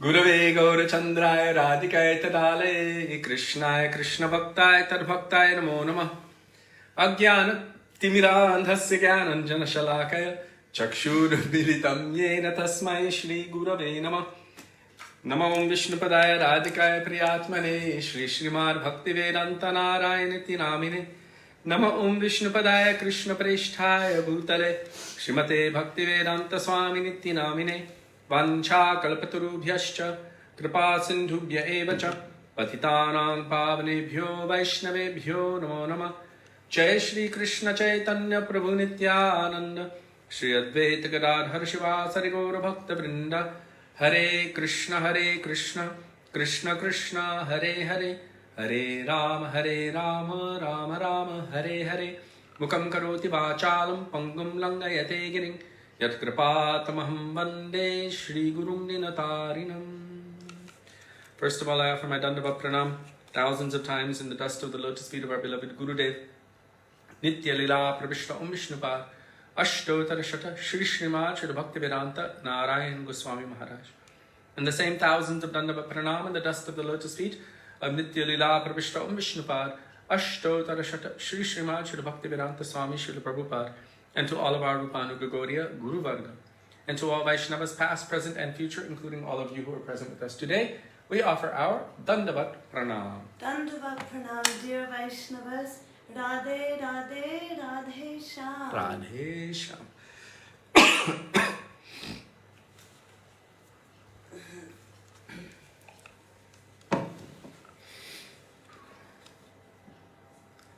Should I turn the air conditioner? No. Okay. I've got a fan. Your fan? So before entering into Sri Caitanya Bhagavat, we'll first chant the first two verses of Sri Caitanya by Sriman Mahaprabhu. Please repeat after me. Cheto Darpanamarjanam. Cheto Darpanamarjanam. Is it too high? Bhava Mahadavagni. Bhava Mahadavagni. Nirvapanam. Nirvapanam. Shreya Kairava. Shreya Kairava. Chandrika. Chandrika. Vitaranam. Vitaranam. Vidyavadhu Jivanam. Vidyavadhu Jivanam. Anandam Buddhi. Anandam Buddhi. Vardhanam. Vardhanam. Pratipadam. Pratipadam. Purnamritashvadanam. Purnamrita Shwadanam. Sarvatma Snapanam. Sarvatma Snapanam. Param Vijayate. Param Vijayate. Shri Krishna Sankirtanam. Shri Krishna Sankirtanam. And now the second verse, please repeat. Nam Nam Akari. Nam Nam Akari. Bahuda. Bahuda. Nija Sarva Shaktis. Nija Sarva Shaktis. Tatrarpita. Tatrarpita. Niyamita. Niyamita. Smaranena Kala. Smaranena Kala. Etadrishi. Etadrishi. Tava Kripa. Tava Kripa. Bhagavan Mamapi. Bhagavan Mamapi. Durdaivam. Durdaivam. Idrisham. Idrisham. Ihajani. Ihajani. Nanuragaha. Nanuragaha. Shri Caitanya ki jai. Shri Caitanya Mahaprabhu ki jai. Now we will chant the first verse of Chaitanya Bhagavat by Vrindavan Das Thakur, glorifying Nitai and Gauranga. Please repeat. Ajanulambita bhujo. Ajanulambita bhujo. Kanakavadato. Kanakavadato. Sankirtanai kapitaro. Sankirtanai kapitaro. Kamalaya taksho. Kamalaya taksho. Vishvambharo dvijabaro. Vishvambaro dvijabaro. Yugadharma palo. Yugadharma palo. Vande jagat priyakaro. Vande jagat priyakaro. Karunavataro. Karunavataro. Patipavana Shri Nityananda Prabhu ki jai. Prem Purushottam Shachinandana Gaura Hari ki jai.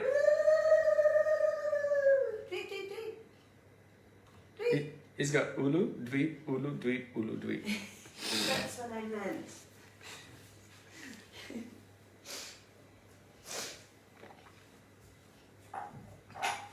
So before entering into Sri Caitanya Bhagavat, we'll first pray in the dust of the lotus feet of the author, Sri Vrindavan Das Thakur, and of the commentator, Srila Bhaktisiddhanta Saraswati Thakur Prabhupada, that may even a particle of their moods, which are present within these pages, manifest itself within our hearts.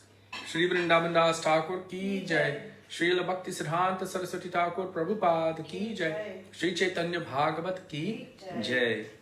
So we are continuing in chapter 2.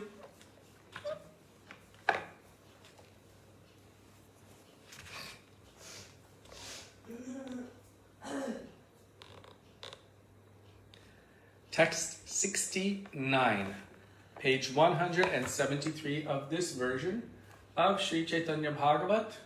It has the commentaries of Srila Bhaktisiddhanta Saraswati Prabhupada. Chapter 2, page 173, text 69. Before we go on to text 69, I just want to recap text 68. Yes, before I continue, Sonam. All I see is this has been bothering me for a couple of days. If you may please answer. But I don't know what you're referring to.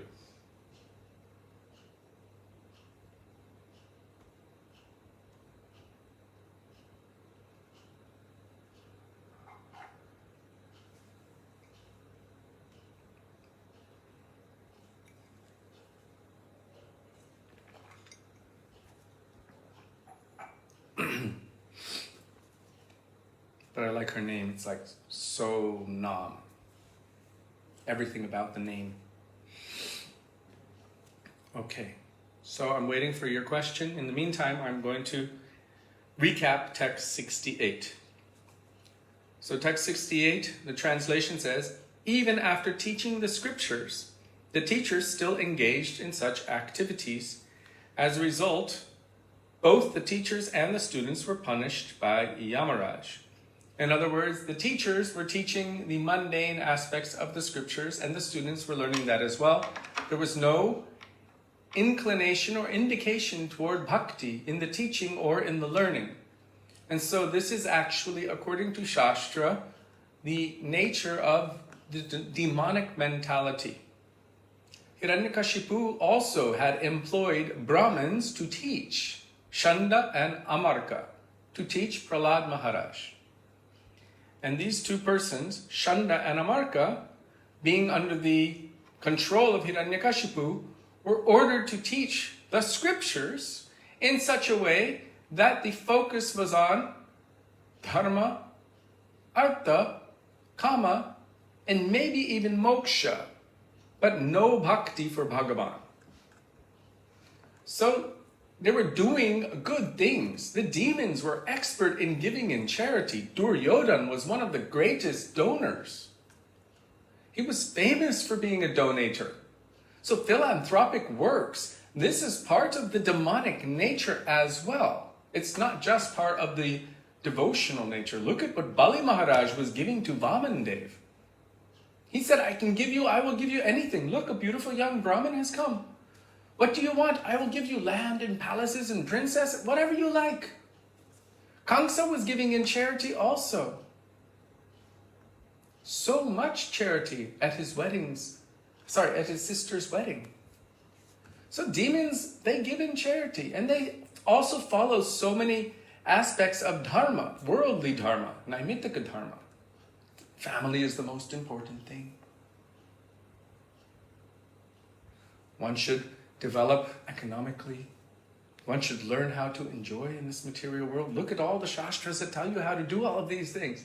Oh, and finally, liberation, freedom from suffering, merging into the effulgence of the form of the Lord. Something like that. But no seva, no bhakti. So when Prahlad was preaching bhakti to his friends at school, Shanda and Amarka were blamed. Hiranyakashipu was blaming them. He was angry. They said, we have not done this. And it is inappropriate for you to falsely blame us. It's not good to falsely accuse a Brahmana. We have never done this thing. We don't know where he's getting it from. I can't remember what are the meanings at this moment of Shanda and Amarka. But because they weren't teaching about bhakti, I think one means darkness and the other one means foolish like an animal. I can't remember exactly the meanings. If anyone can post it here, I would truly appreciate it. So teachers who are teaching scripture, Hiranyakashipu was expert in scripture. He's even quoted in Srimad Bhagavatam. When Hiranyaksha was killed, his own brother, his twin brother, by Lord Varahadev, the family of Hiranyaksha, all were weeping so much. And in order to pacify them, Hiranyakashipu gave the best class on Jiva Tattva that you can imagine. And Bhagavatam has placed it there as Jiva Tattva. Sri Hiranyakashipur Uvacha. Sri Hiranyakashipu has said, and he's telling all of this really good Jiva Tattva. He was expert in it.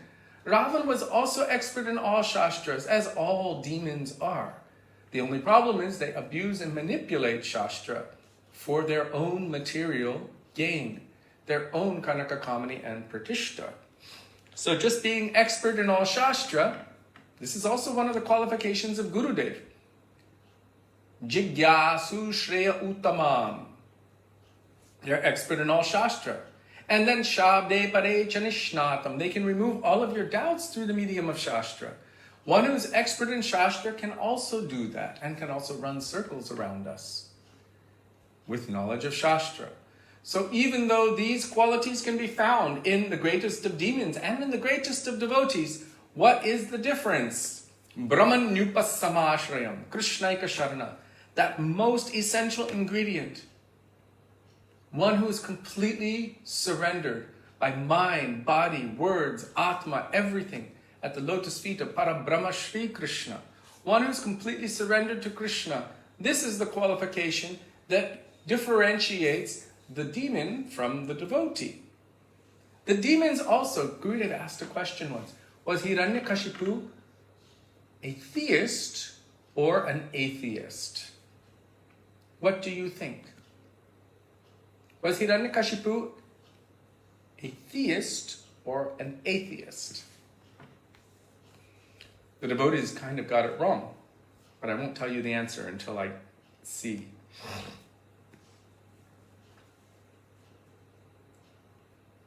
Was he a theist or an atheist? I'm waiting.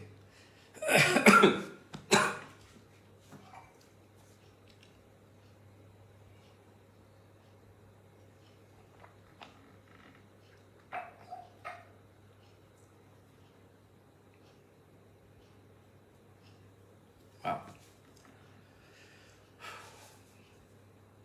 Hiranyakashipu was a theist. Yes, because he did believe. Haripriya got the answer right. He did believe in Vishnu. He believed in Bhagavan, but he wanted to kill him, or he wanted to weaken him or destroy him.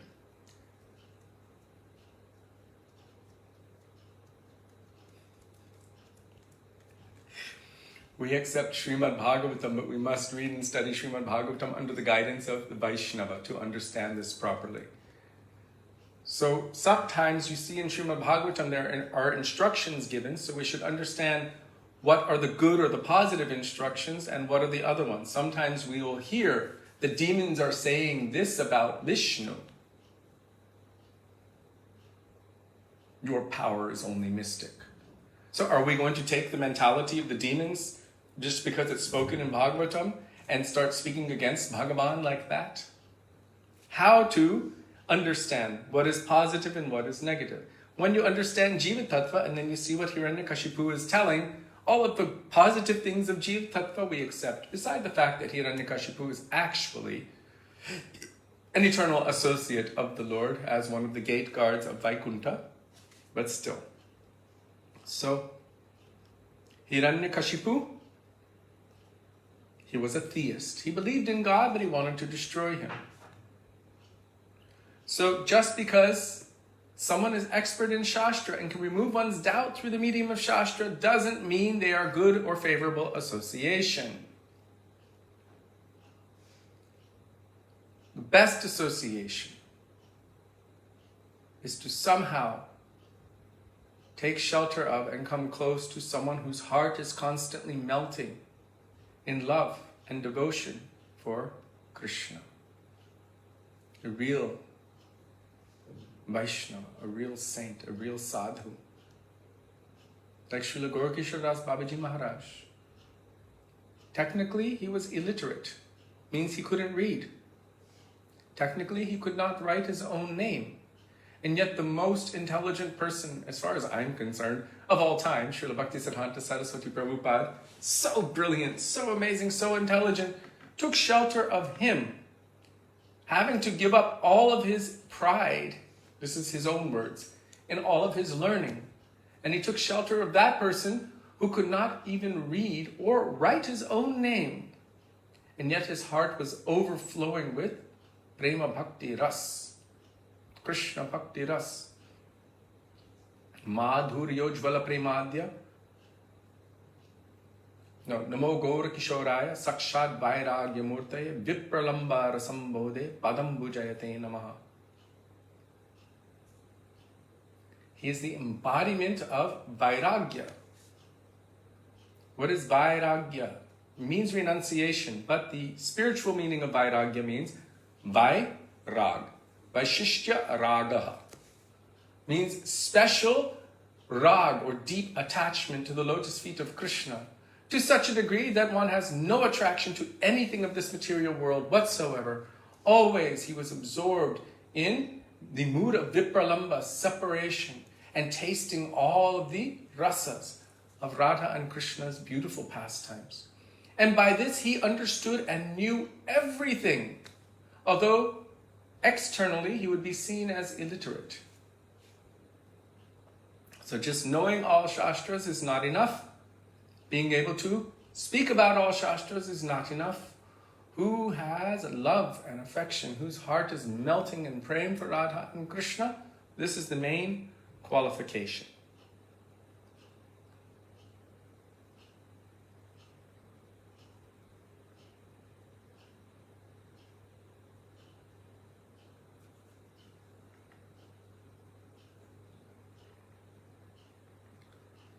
Okay.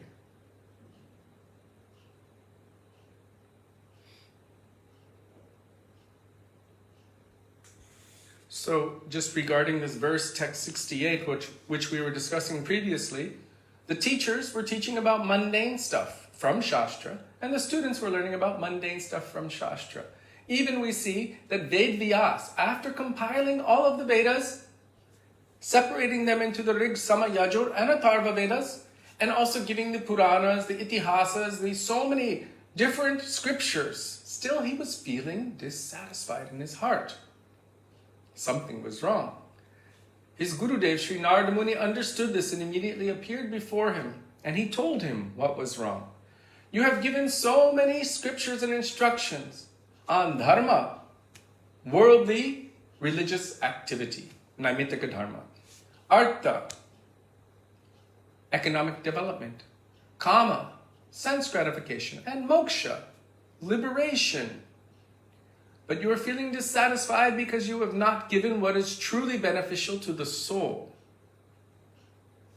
So Narada Muni instructed him, you should enter into a samadhi trance, witness the sweet pastimes of Krishna in relation with his devotees, and manifest a beautiful scripture for the benefit of all.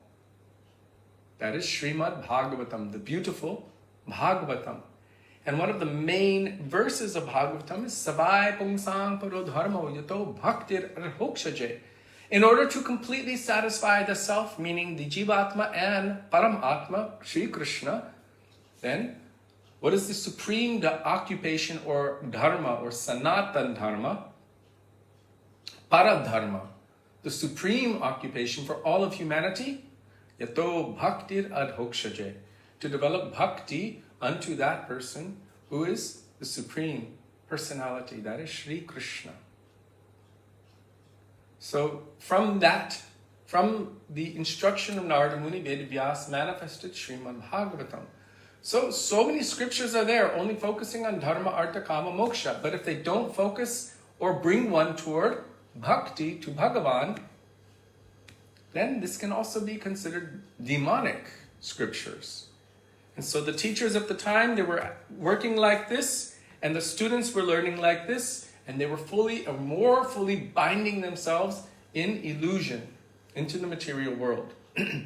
So it is essential and imperative that if we want to become free from the demonic or mundane thought processes, that we must associate with those who have devotion to the Lord within their hearts, and this will awaken also within our hearts by their mercy and their association.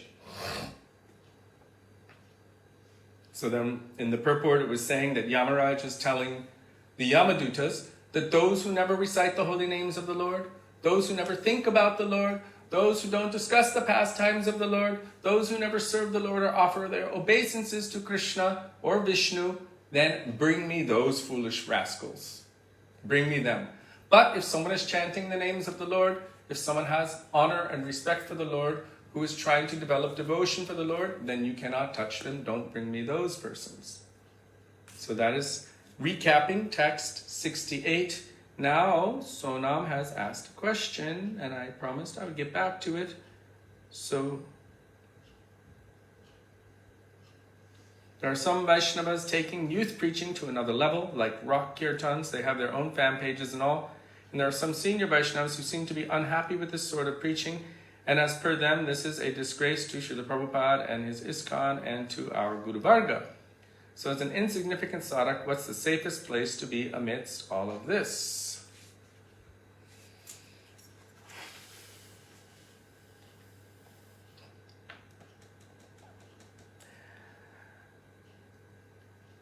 My opinion is the opinion of our Guru Varga. Our Guru Varga, namely Srila Prabhupada, our Gurudev, and all of our acharyas, have made it clear that we should not make some new thing, that we should not invent or create some new thing. We should not be seen as some kind of rock band or some kind of musical artists or anything like that. Srila Prabhupada said, maybe someone can post the quote. That would be really nice. That simply, by the power of our devotion in our kirtan, the important thing is that a mood of devotion should be awakened in those who are participating. A mood of devotion for Krishna. That is the test of kirtan. So there's so many different things going on, and I would go as far as to say everyone and everything has its place. You never know who is going to somehow come in contact. But why should we drop the quality of what we are trying to present to just accommodate, I'm going to use this term a little bit broadly, but the lowest level or the masses? Rather, we should bring the pure thing to them. So these kinds of things generally are done not under proper guidance. It's not under the direction of Sri Guru, to turn it into some kind of mundane thing for the pleasure of the senses of the people of this world. Rather, we should somehow try to engage the senses of the people of this world for the pleasure of the transcendental senses of Krishna. We were doing a kirtan once. Where was that place? We were invited to it. It was a Osho temple. We didn't know. They just invited us. We went there and we had no idea that it was Tantric week. And so we were there doing kirtan and closing our eyes, and we opened our eyes and everyone in the audience were like grinding, and we were just like, ah. Sudevi just said, stop, I've got a story to tell you. I just told her, close your eyes, don't look, Hare Krishna, Hare Krishna. But they were all like literally all over each other, like a big pile. And we were like chanting. And Sudevi just stopped and said, okay, I'm going to tell a story. So everyone stopped all of what they were doing. They came close and they were just listening. And so she was telling about Krishna, but in a certain way so that people wouldn't be doing that during kirtan. Our purpose is not to increase people's sensual enjoyment during kirtan, or to use kirtan for that purpose. Do you want to add? Yeah, there was that time when we were invited to a yoga studio, and we didn't know that actually we were brought there to do kirtan for their yoga. Not for, afterwards where we, speak to them and tell them about kirtan. But it was so that they could It was for a power yoga place. Yeah. And we realized that we would never do that again. But there's a place, like Kishori said, there's like Kulashekar, but he was already that before he came to Gurudev. George Harrison, he was already that before he came to Prabhupada. Who else? Chrissy Hines, she was already that. They were already doing rock music, and then they used that, what was already their business, what was already their life, what they have done for 20, 30 years, whatever, and then they engaged their fans in chanting Hare Krishna. But it wasn't necessarily that, like, you know, when they would come in front of Gurudev, it would be a whole different, not George Harrison, but when Chrissy Hines would come in front of Gurudev, she said she can sing in front of 80,000 people. And she doesn't give a damn, but when she would sing in front of Gurudev, she would say, I'm scared out of my mind. And she asked us to teach her how to sing to please Gurudev. Her name is Krishna Mai. Well, I'm using that name because most people know her as that. But she was telling, remember, give me a tune, give me something so that I can sing for him that will please him. And I think that should be that's the basis of everything we do. Kulashekar, Krishna Kanta, he would bring his music to Gurudev and Gurudev would be laughing and he would like it. But when he would sing for Gurudev, he would have his guitar, but it wouldn't be a rock performance. No. It would be a beautiful mood. Radha It would be an offering of his heart. Yes. And he sang that Jai Gurudev, but he would sing to please Gurudev. And he actually once called it, we went with him once, and it was Ekadashi, and he had a concert. At some bar. We were staying with him, and he said, this is my perverted form of Sankirtan, because they were jumping up and down singing Govinda Jaya Jaya like that. So, but he was using his name and his fame to bring them to that idea. And if you looked at his website, he had a whole writing on Achintya Veda Veda Tattva, and he was really serious. So if those things are done for the pleasure of Gurudev and Krishna, if we see that our Gurudev is sitting in front of us, and how would he feel if I was doing death metal Hare Krishna in front of him? Would he appreciate it? Would he feel that this was an offering? You know, otherwise we have friends that they do music and they told their guru and he said, okay, but every concert, no matter what, you have to end with Hare Krishna. Yes. And so they would do their concert and at the end they would sing My Sweet Lord. But that was under the guidance of their guru and he would always want them to end with the Mahamantra. So the point really is, if we're really trying to help ourselves and others, we can't really carry others, we're all so weak. So at the same time we're helping ourselves and including others. Come, this is my inspiration. And under the guidance, meaning with the idea and the mood that Gurudev is with me. He's sitting here and I'm performing this for him. Honestly think how he would accept it, how he would like it, how it would be for him. And then we endeavor. That's the main thing, because there are so many different things that people enjoy and like. Some people want to sing bhajans in English. And Srila Bharati Maharaj and different Vaishnavas, they would say, this isn't the best idea. But other Vaishnavas, they said, okay, you can do. So, it just depends on what our motivation is and who we approach. Because so many different things will attract different people. I have a friend who chants a lakh a day with death metal. Is he really chanting a lakh? I don't know. Is he really connecting with Krishna? I don't know. But that's how he chants his lakh. And who am I to say, you're lacking, you're doing the wrong thing? It's not up to me. That's between him, Guru, and Krishna, and Harinam Prabhu. So we have to be careful not to douse out anyone's fire, but at the same time, if we've come under the guidance of Sri Guru, we should try to at least meditate on what would be pleasing to him. And if I were to do this in front of him, would he accept it? And if our hearts are very content and have very strong conviction that yes, he likes this, he would like it, then with the blessings of Vaishnavas, we do it. So I'm sure everyone heard what Sudevi said. She was quite complete in her presentation there. So yeah, devotees are appreciating what you just said. And did you notice that Balabhadra Prabhu mentioned George Harrison, Kulashekar, Chrissy Hine? Really? Yeah.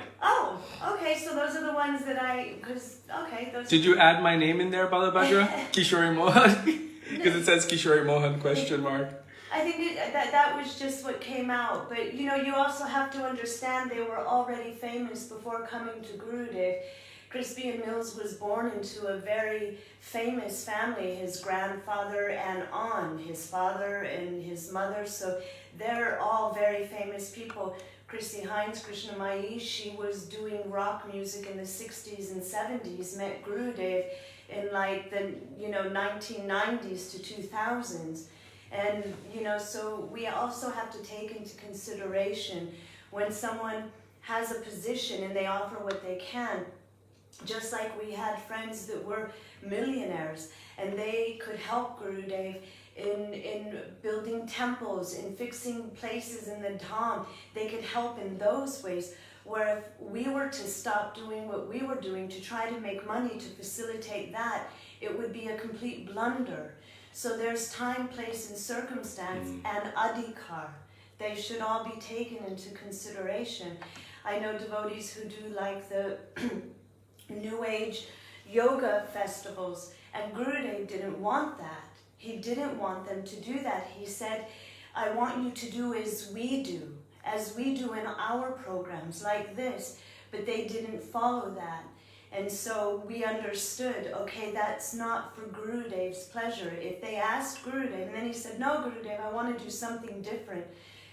And Gurudev again said, I want you to do as I do, as we do in our programs. So then we should understand if we don't follow that, then it's for our pleasure, for our pratishtha, and we may affect people and actually bring them, but will we ourselves make advancement? Will we ourselves be pleasing Gurudev? Because yasyat prasada, Bhagavat prasado, if we're not pleasing Sri Gurudev, then we can never please Krishna. It might be that we affect somebody in their search and they're coming to Krishna somehow, and we were that medium, but it doesn't mean that we ourselves are doing the right thing for our own adhikar in our own relationship with Guru and Krishna.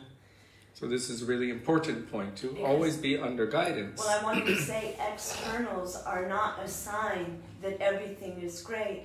Today I was listening to a lecture of Srila Gurudev, and he said, if fame is coming, disciples are coming, so much money is coming. He said, you should look and see, this is not necessarily a good thing. Right. It may be a heavy anartha. You did something in your previous life, so you're getting money in this life.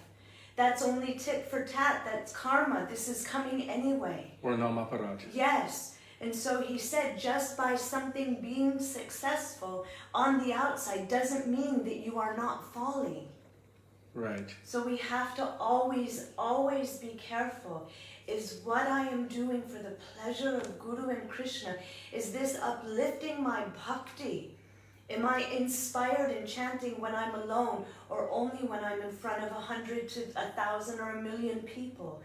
Am I inspired to get up for Mangalarti, or am I only inspired to take a Mangalarti flight to make it to my next so-called gig, is what different people call their kirtans. Oh, I have a gig. Then we have to stop and really think, what am I doing? Is this pleasing Krishna? We realize, maybe other people feel that it's good to do, but for us, we realize, would Gurudev be pleased with us singing a very beautiful, soft Maha Mantra so people can stretch their legs over their necks, and they can, do handstands, and they can breathe deeply and then lay down and feel that mood and then go home and say, well, that was a nice session. That's not what kirtan is for. And we realize for us that it would be detrimental to our bhakti because we were compromising. Yes. So we didn't do that again. But for others, it might be the right thing to do. And that's between them, Guru, and Krishna. Like she said, Gurudev gave the instruction to Krishna Kanta Prabhu, Crispian Mills of the band Kulashekar, because he was already doing that. That was his business, that was his job. He gave him the order. You should add Krishna somehow or other into your music. So he followed that. Not only that, but he was also adding philosophy. We were in Malaysia at the time when that album came out, Govinda Jai Jai A Gopala Jai Muslim Jai. country, and we couldn't find it anywhere. This was in 1996, 97, and I was selling oil paintings in that country at the time. And we were going to one music shop after the next, asking for that album. They said, sorry, it's all sold out and it's back ordered. And we saw all these Muslim kids, girls and boys, walking around singing Govinda Jai Jai Gopal. And we were just like, whoa, this is the power of the order of Gurudev working through. And also Prabhupada utilized George Harrison yes, for this purpose. And Krishna Mai now sings what her name is in her songs. Yes, she put her names in her songs. And she actually was singing verses of Bhagavad Gita way back in the 60s. In English. In English. She showed me. Yeah. She showed us. What was that? The chain? Well, I told her, I said, you know, my father used to listen to you when, you know, way back when, and he would swear that you were, you know, with the devotees. She was like, yeah, they used to cater our gigs and this and that. And then she started showing us where in her song, she was playing it on a guitar and showing us where, like, almost word for words of Srila Prabhupada from Bhagavad Gita were placed into her songs. Mm-hmm. So she was trying to, in her way, give Krishna. Yes, so she and was she used trying to go out serve. and say, if you eat meat, you're all a bunch of bleep demons. Like, she would say stuff like that to the crowd. That's her. Mm-hmm. Could we do that? No.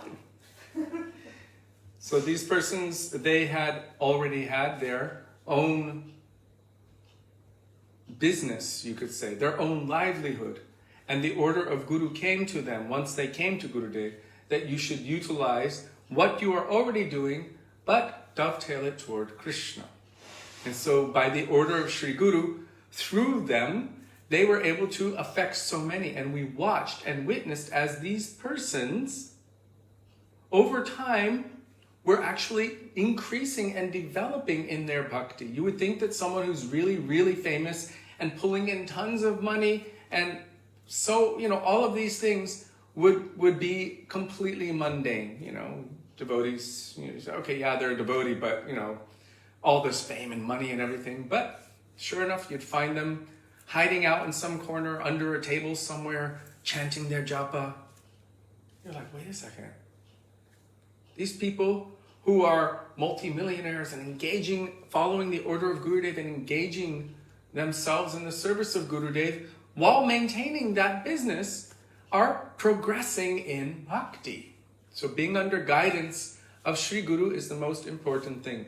To venture away from such a thing and try to become something, to try to be famous, to try to, you know, basically make some new thing, but not being under proper guidance, then this can actually become a detriment.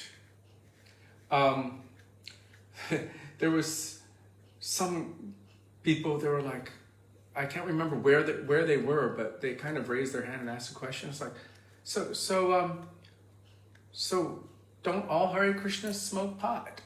And we're like, no, that's not part of our philosophy. Well, all the Hare Krishnas I've met have, and it was just part of the thing. And so this can actually become a negative representation. If we're not following properly and not being under guidance, then we can give a misunderstanding and turn it into something which might be even sahajya instead of bhakti. So bhakti comes from the bhakta, and if one is under guidance, then shakti can be there, Gurudev said. Some shakti can be there because you are under guidance. So this is the most essential thing.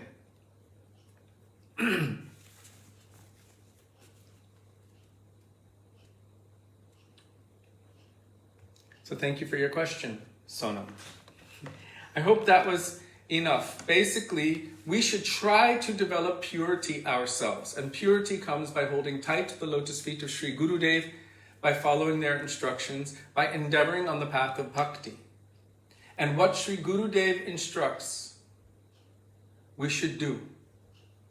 So don't try to make some new thing. Rather, the devotion, the mood in our heart should be such that the sentiment of devotion should manifest in the heart of others. That means that we must develop our own bhakti. And by our own achar, apani achar, then we can preach properly. Prachar will be done. And that prachar will have the effect that those who we are sharing with, they should develop a mood of devotion to Krishna, faith in Vaishnavas, faith in Gurudev. It should not just be something for pleasing our senses and the senses of others. And you can say, well, there's some kind of agyata sukriti, but how much does one have to lower their own standard to mix? And how much of their own bhakti will be dissipated if one does so, if they're not under guidance? So this is also something to take into consideration.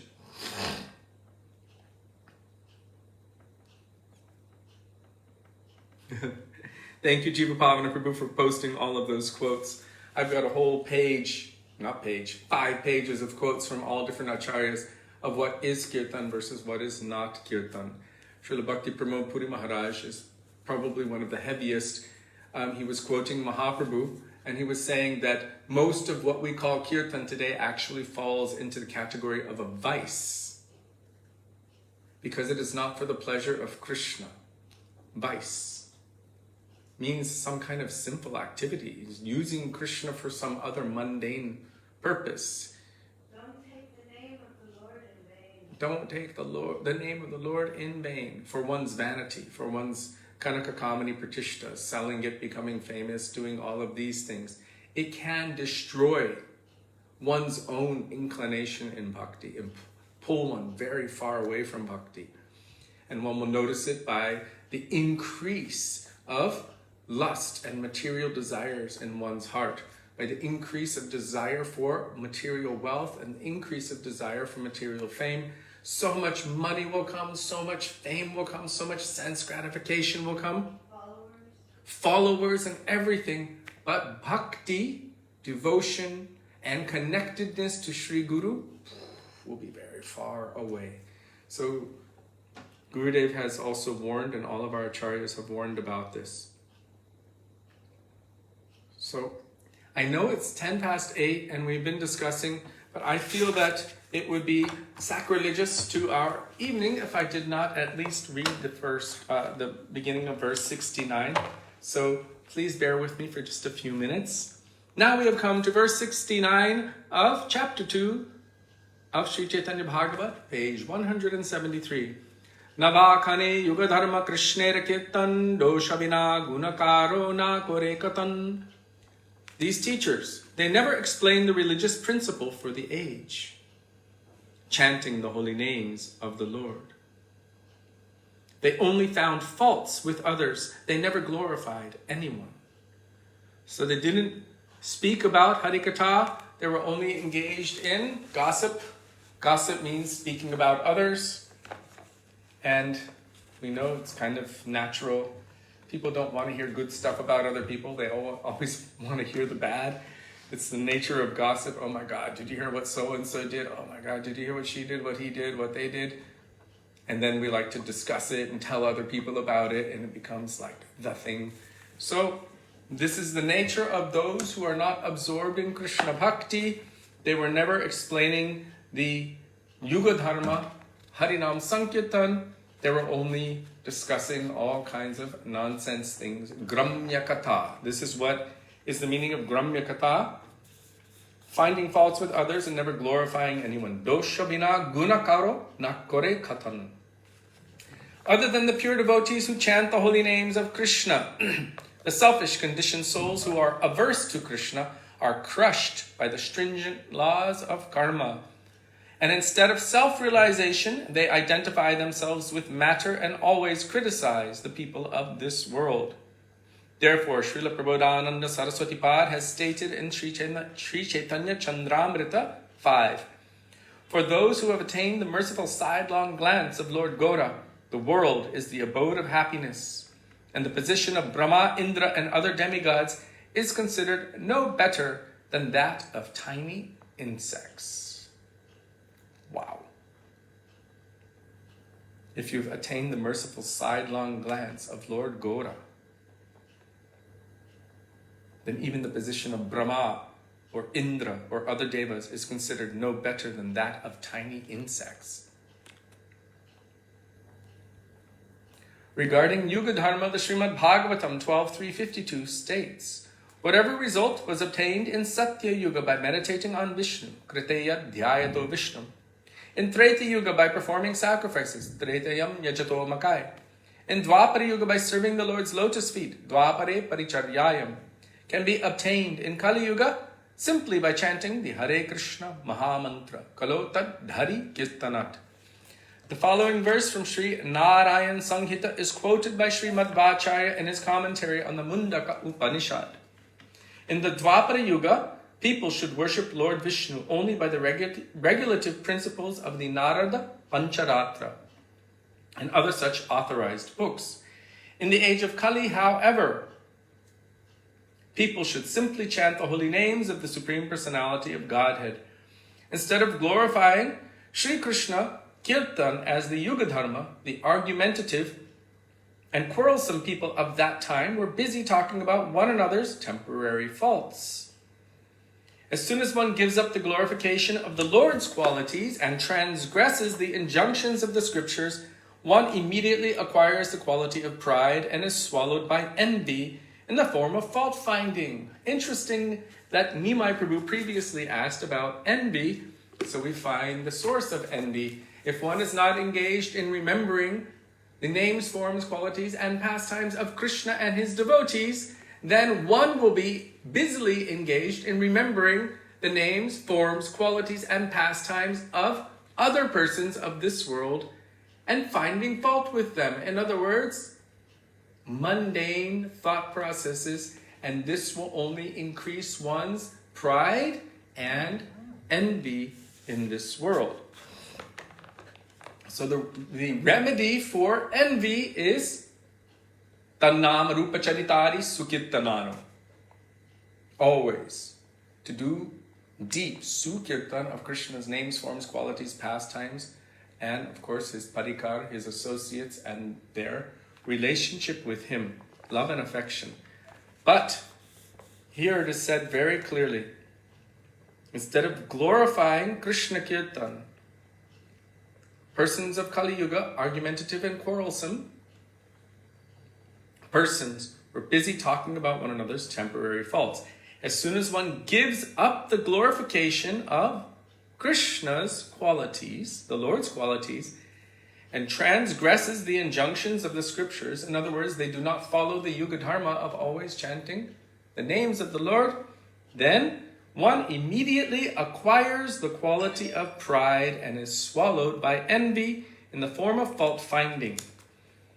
So if we find within ourselves that we are fault-finding, finding too much fault in others, it's probably a result of not doing bhajan and not following the Yuga Dharma, not remembering enough Krishna's names, forms, qualities, and pastimes, and not following the teachings of Guru Sadhu and Shastra. In the Srimad Bhagavatam 11.28, 1-2, Lord Krishna speaks to Uddhava as follows.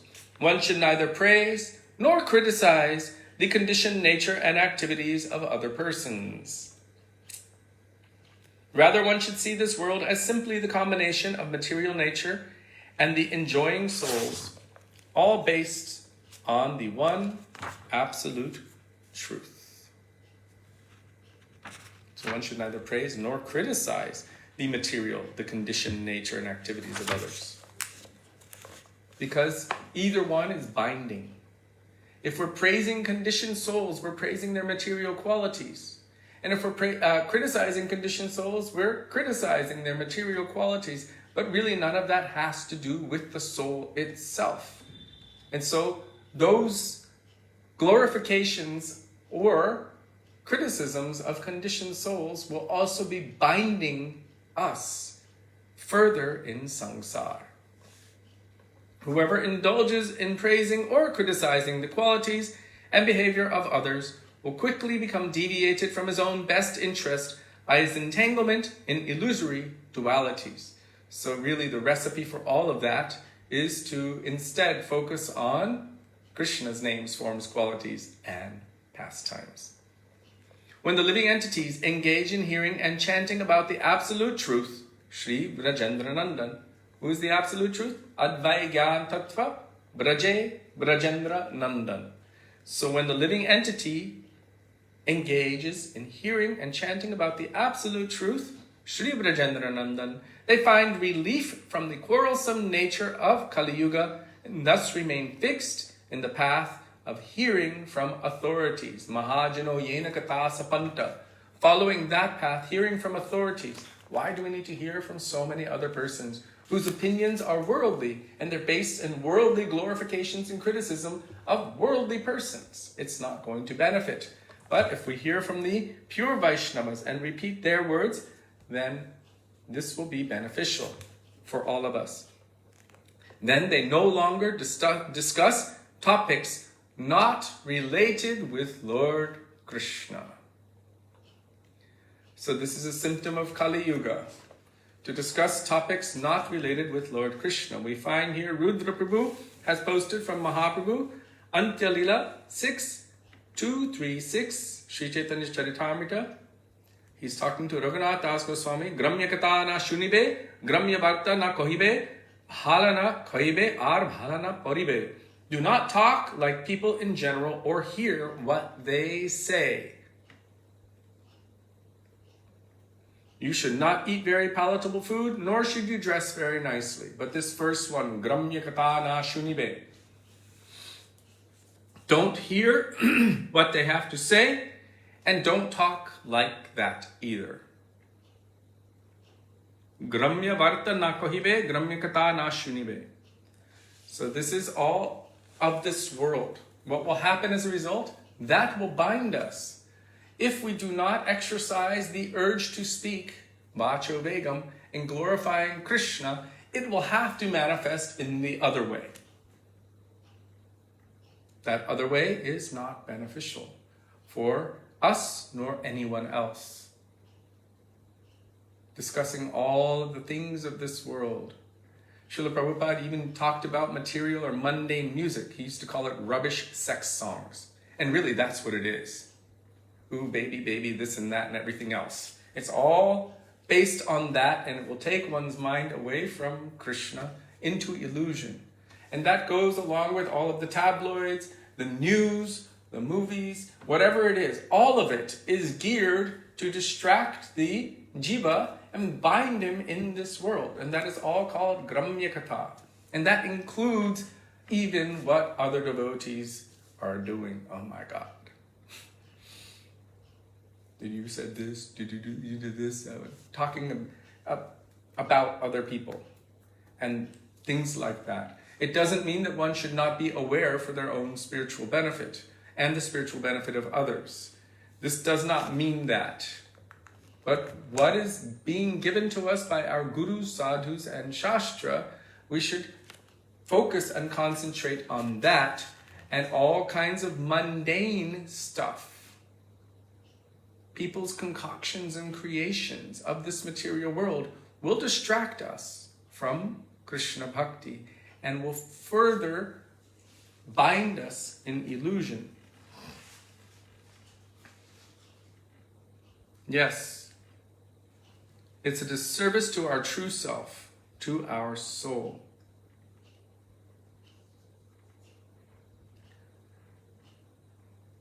So, Krishna never says to focus on all of these things. We discussed it yesterday also. Even the good qualities of those who are bound in this world. We should appreciate the good qualities and glorify the good qualities of transcendental personalities. Sri Guru, the pure Vaishnavas, Nitai, Gauranga, our Guru Varga, Radha and Krishna and all of their associates, Mahaprabhu and all of his associates, but only glorifying the good qualities or criticizing the bad qualities of people in this world, that is binding in samsara. So to the degree that we do not want to be bound in samsara, to that degree we should try to steer away from that. We should try to avoid that because it is not good for our heart and our soul.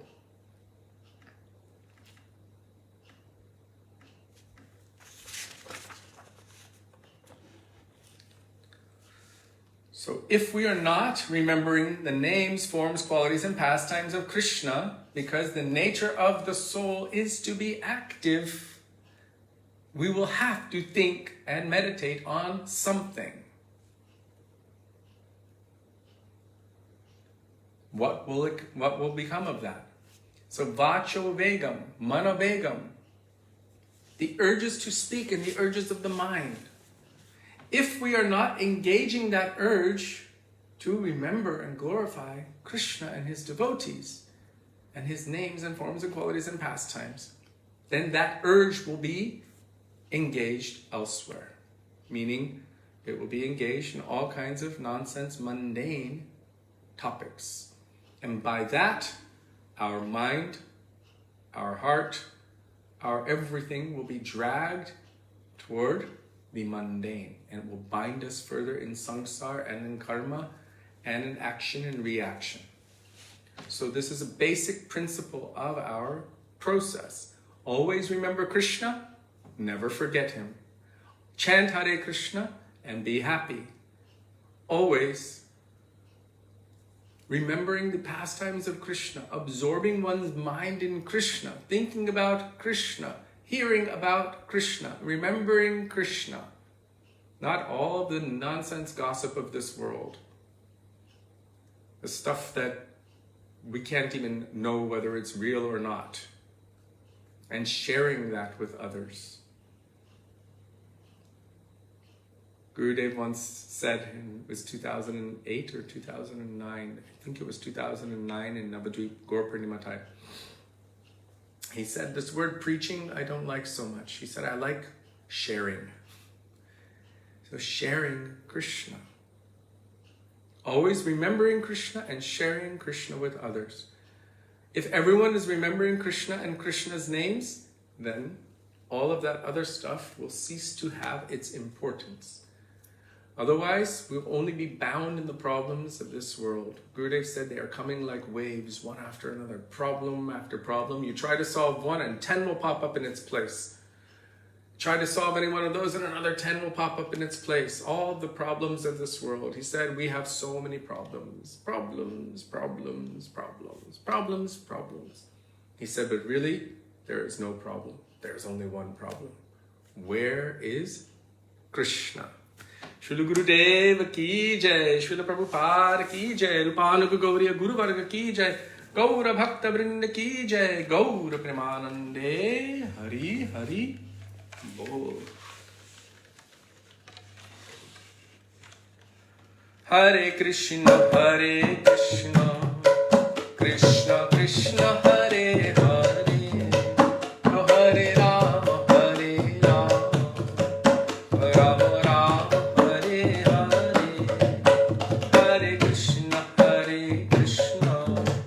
Krishna Krishna Hare Hare, Hare Rama Hare Rama, Rama Rama Hare Hare, Hare Krishna Krishna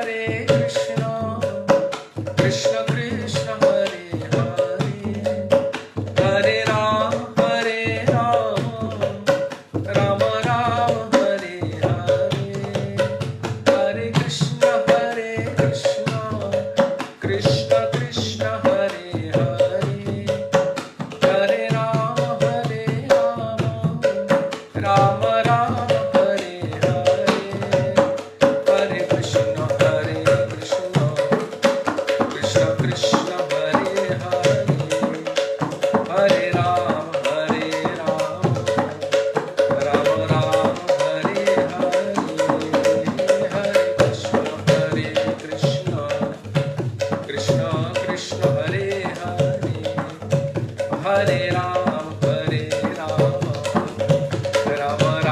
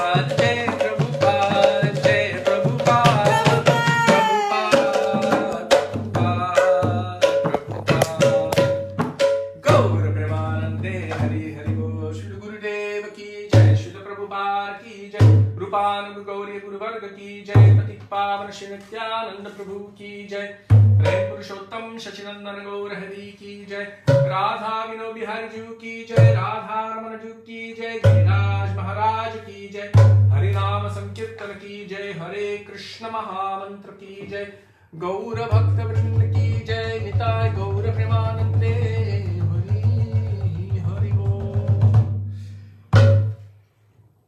Govinda Damodar Madhaveti, Govinda Damodar Madhaveti, Govinda Damodar Madhaveti, Govinda Damodar Madhaveti, Radhe Radhe Radhe.